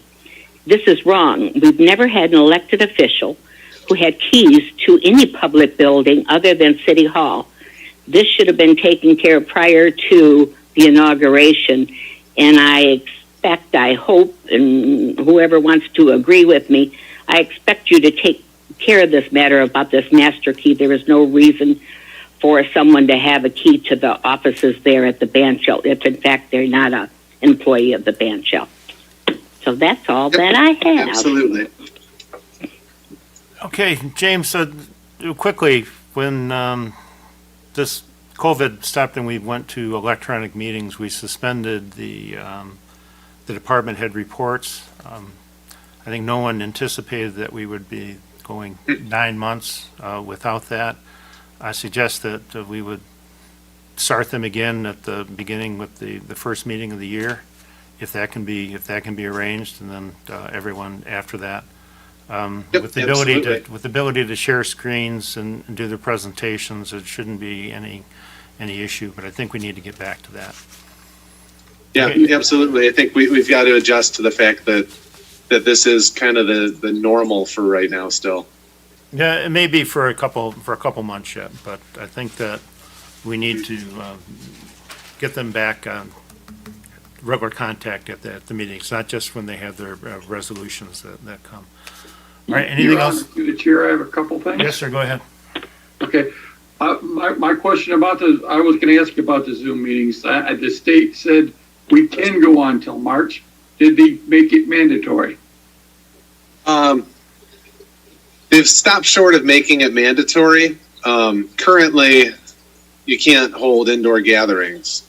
As far as if you look at the epidemic order coming out of the Department of Health and Human Services, we would easily have a group more than 10. It's possible we could try hybrid meetings, but I think we're doing pretty well as far as the virtual meetings go in general. I just want that explained for the people, because I know there were a lot of people asking questions about that. So I Right. just want to make it clear for where we sit and why we sit that way. I want to ask about, we haven't had a recycling report for a while. We were told we were going to be getting them about quarterly, how it's affecting our trash pickup and the cost. And I'd like to see another recycling report done. Okay. I wasn't aware. Okay. And lastly, I've had several complaints from citizens. I guess we fixed a water, we had a water problem next to Downriver Collision. And the road is very bad there. And can we smooth it out or see what DPS can do with that right next to Downriver Collision? Great. We'll take a look at it for sure. Thank you. Thank you. Anything else for the city manager? Through the chair, Brennan, is this Yes, sir, go ahead. Lillian? You want to go? Go ahead. Thank you. I will. James, thank you for the tree list, that interactive map. That's you made it sound so simple, and yet it's very impressive. And I know that isn't the only thing that you've made improvements to on the website. I was clicking around, and there is definitely a lot more information out there for the residents. So thank you for that. And I noticed too that the Zoom information for tonight's meeting was on there. So thank you for that. I do have a mailing that I wanted to ask you about. I'm not sure if anybody else got it, but this was addressed to me. And it talks about a My Deal savings for gas, like a gas savings. Do we participate in anything like that already? I do not believe we do. And Lisa, John, you guys can totally correct me on this. But I believe we have an account with the gas station at Papolis and Outer Drive. Quick fuel.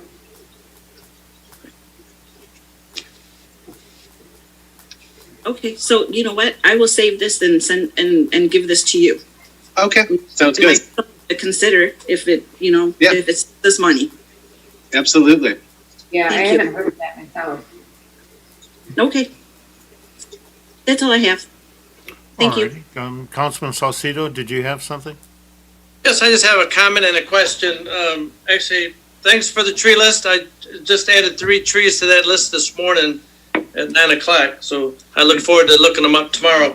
And also this is about the 3rd time I brought this up, and maybe we can discuss it at a later meeting, but the animal shelter, I mean, with my schedule, I can't get there during the week. I would like a Saturday. I mentioned once a month or a Wednesday, a late day. Can we move on this down the road, or do we need a discussion on it, on the animal shelter on a Saturday? That's my question. I think I've mentioned before. It's certainly something to consider. Okay. All right. Well, we'll bring it up again down the road here. But Merry Christmas, City Manager. Merry Christmas. I'd like to see that become a more of a priority myself. It's definitely an issue that a lot of citizens have talked about. James, if you could sit down with the police chief and see what you can work out with that. Yep, absolutely. Through the chair, please. Yes, ma'am, go ahead.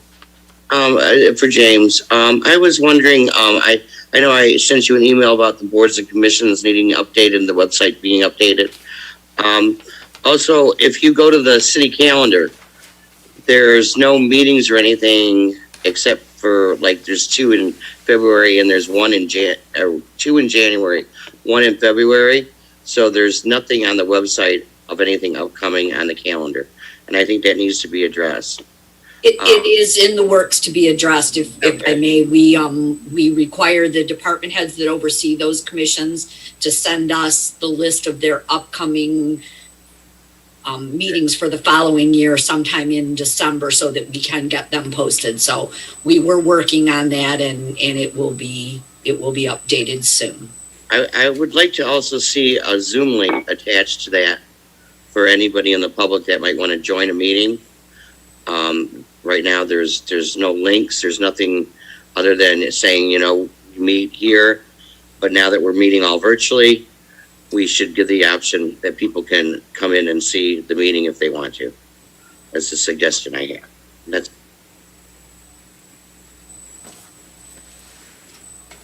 Okay, if we're going to be having meetings virtual, then that's reasonable. Anything else for the city manager?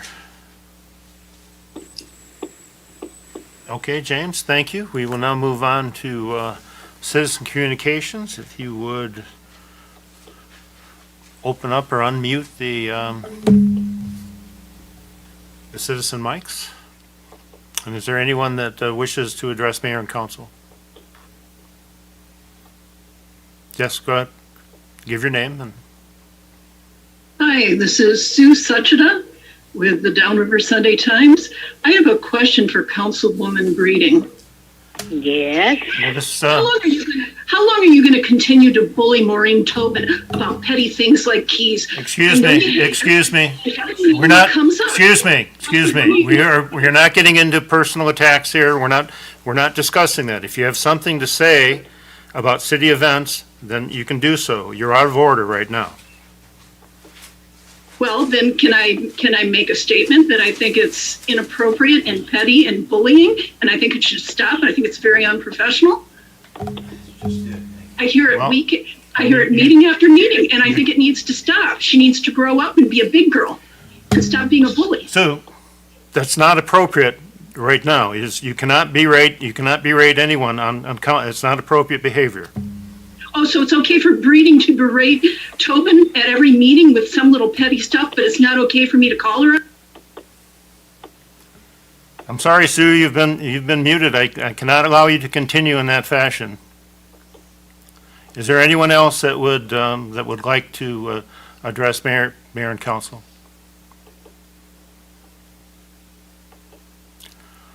All right, then we will move on to oral reports of the council. Council President Salcido. All right, I'll make it kind of brief. I've been up and around the city this past weekend. And last Friday, I went up to J&J's Trees over there on Dix. You know, they've been over there for 33 years. I was talking to Jeff Dillon.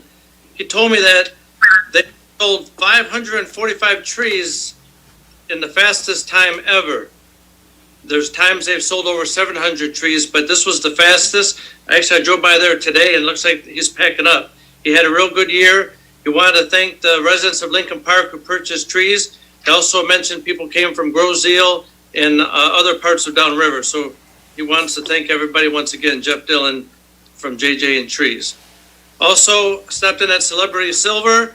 Todd's going to be open from 1 to 7 tomorrow and Wednesday for your holiday shopping. He's got unique gifts, jewelry, and guitars. Please stop in and see him. Also, if you guys remember Lincoln Perk, that building has opened up. It's called La Nina. Similar sales. They have ice cream and lattes and mochas and coffees. Please stop in. I was there once. I'm going to stop in there probably before Christmas. It was very, very friendly atmosphere, and they look forward to a good business. Also, Mayor, you touched on this. The houses in Lincoln Park, I don't know if I noticed more this year than ever before in a long time. And, you know, during a pandemic, you would maybe think otherwise, but I was really impressed with all the lights in the city. And I thank all the residents who, you know, put up lights and really went all out. It was a nice drive-by last couple of days just to get out of the house and look at the lights. I was really impressed. Other than that, I'd like to wish all the residents of Lincoln Park Merry Christmas and a Happy New Year, and see you in January. Thank you.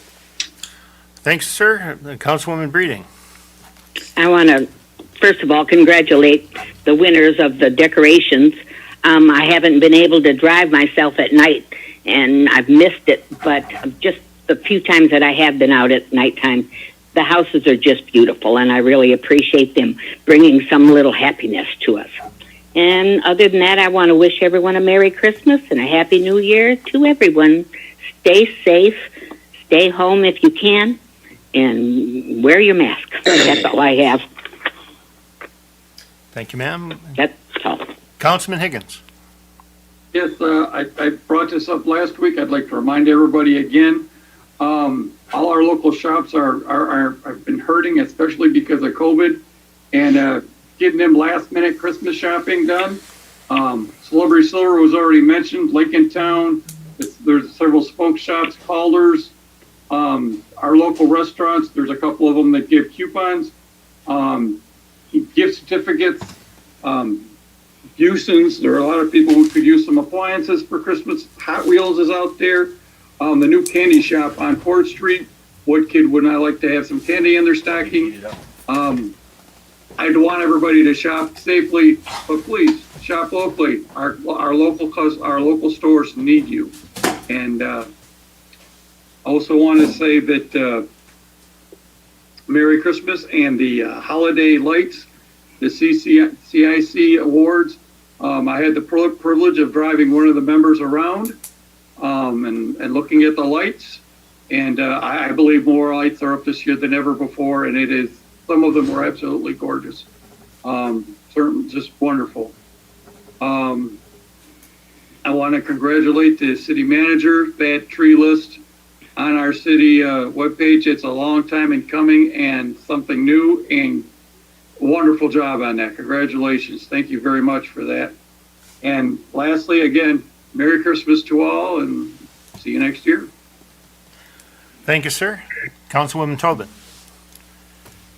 Well, I was going to also mention Lenina. They had their grand opening on Saturday, the old Lincoln Park Perk.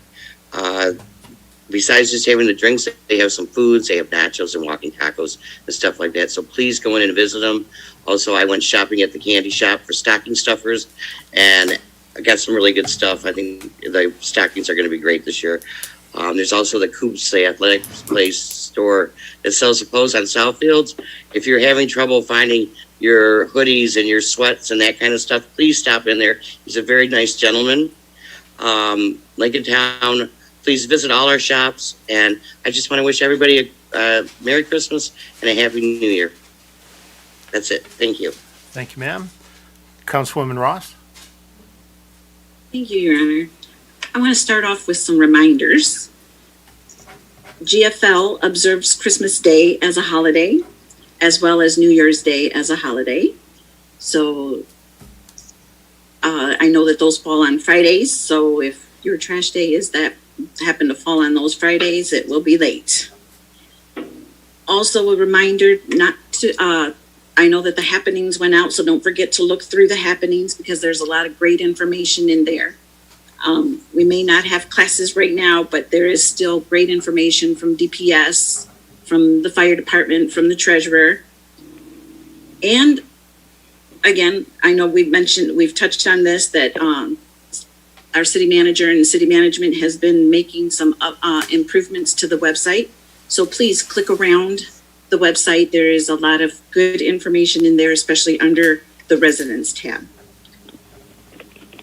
And I also want to say thank you to Lisa Griggs and Doreen Christian for giving us such positive audit results. Thank you very much. And then, of course, Merry Christmas to everyone and Happy New Year. Thank you, ma'am. Councilwoman Dupre. Good morning, everyone. I'd like to take a moment to give my many thanks to some of the organizations and citizens of Lincoln Park for helping their neighbors through some tough times, especially in the Christmas season. It takes a village not only to raise the children, but to keep our neighbors and neighborhoods safe and healthy. I've witnessed many random acts of kindness as I've been going through the city, and much giving for the holiday season, and it's so appreciated.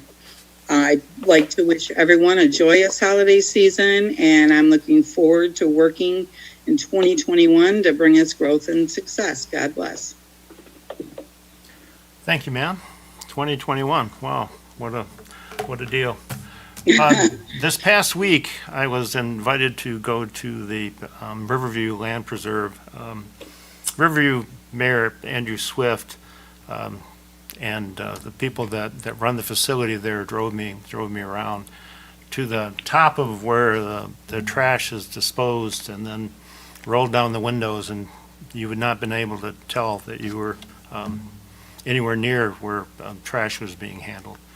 Of interest that I saw was that they are able to obtain gas that they use to power their vehicles from the underground areas, and also that the trash itself is, after the day's waste has gone in, it's covered over, depending on how the weather is, and they use different things in the rain. It was quite an impressive deal down there, and more than what you would anticipate. It's like its own little city all of its own. But thank you for that invitation. I learned an awful lot being down there.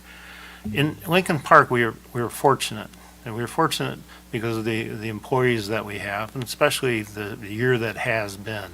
They've all risen to the occasion, and they've really come through for us. And you say a lot about the fire department and the police department for coming in and for putting themselves at risk and going through this, and risking exposure to their families and such.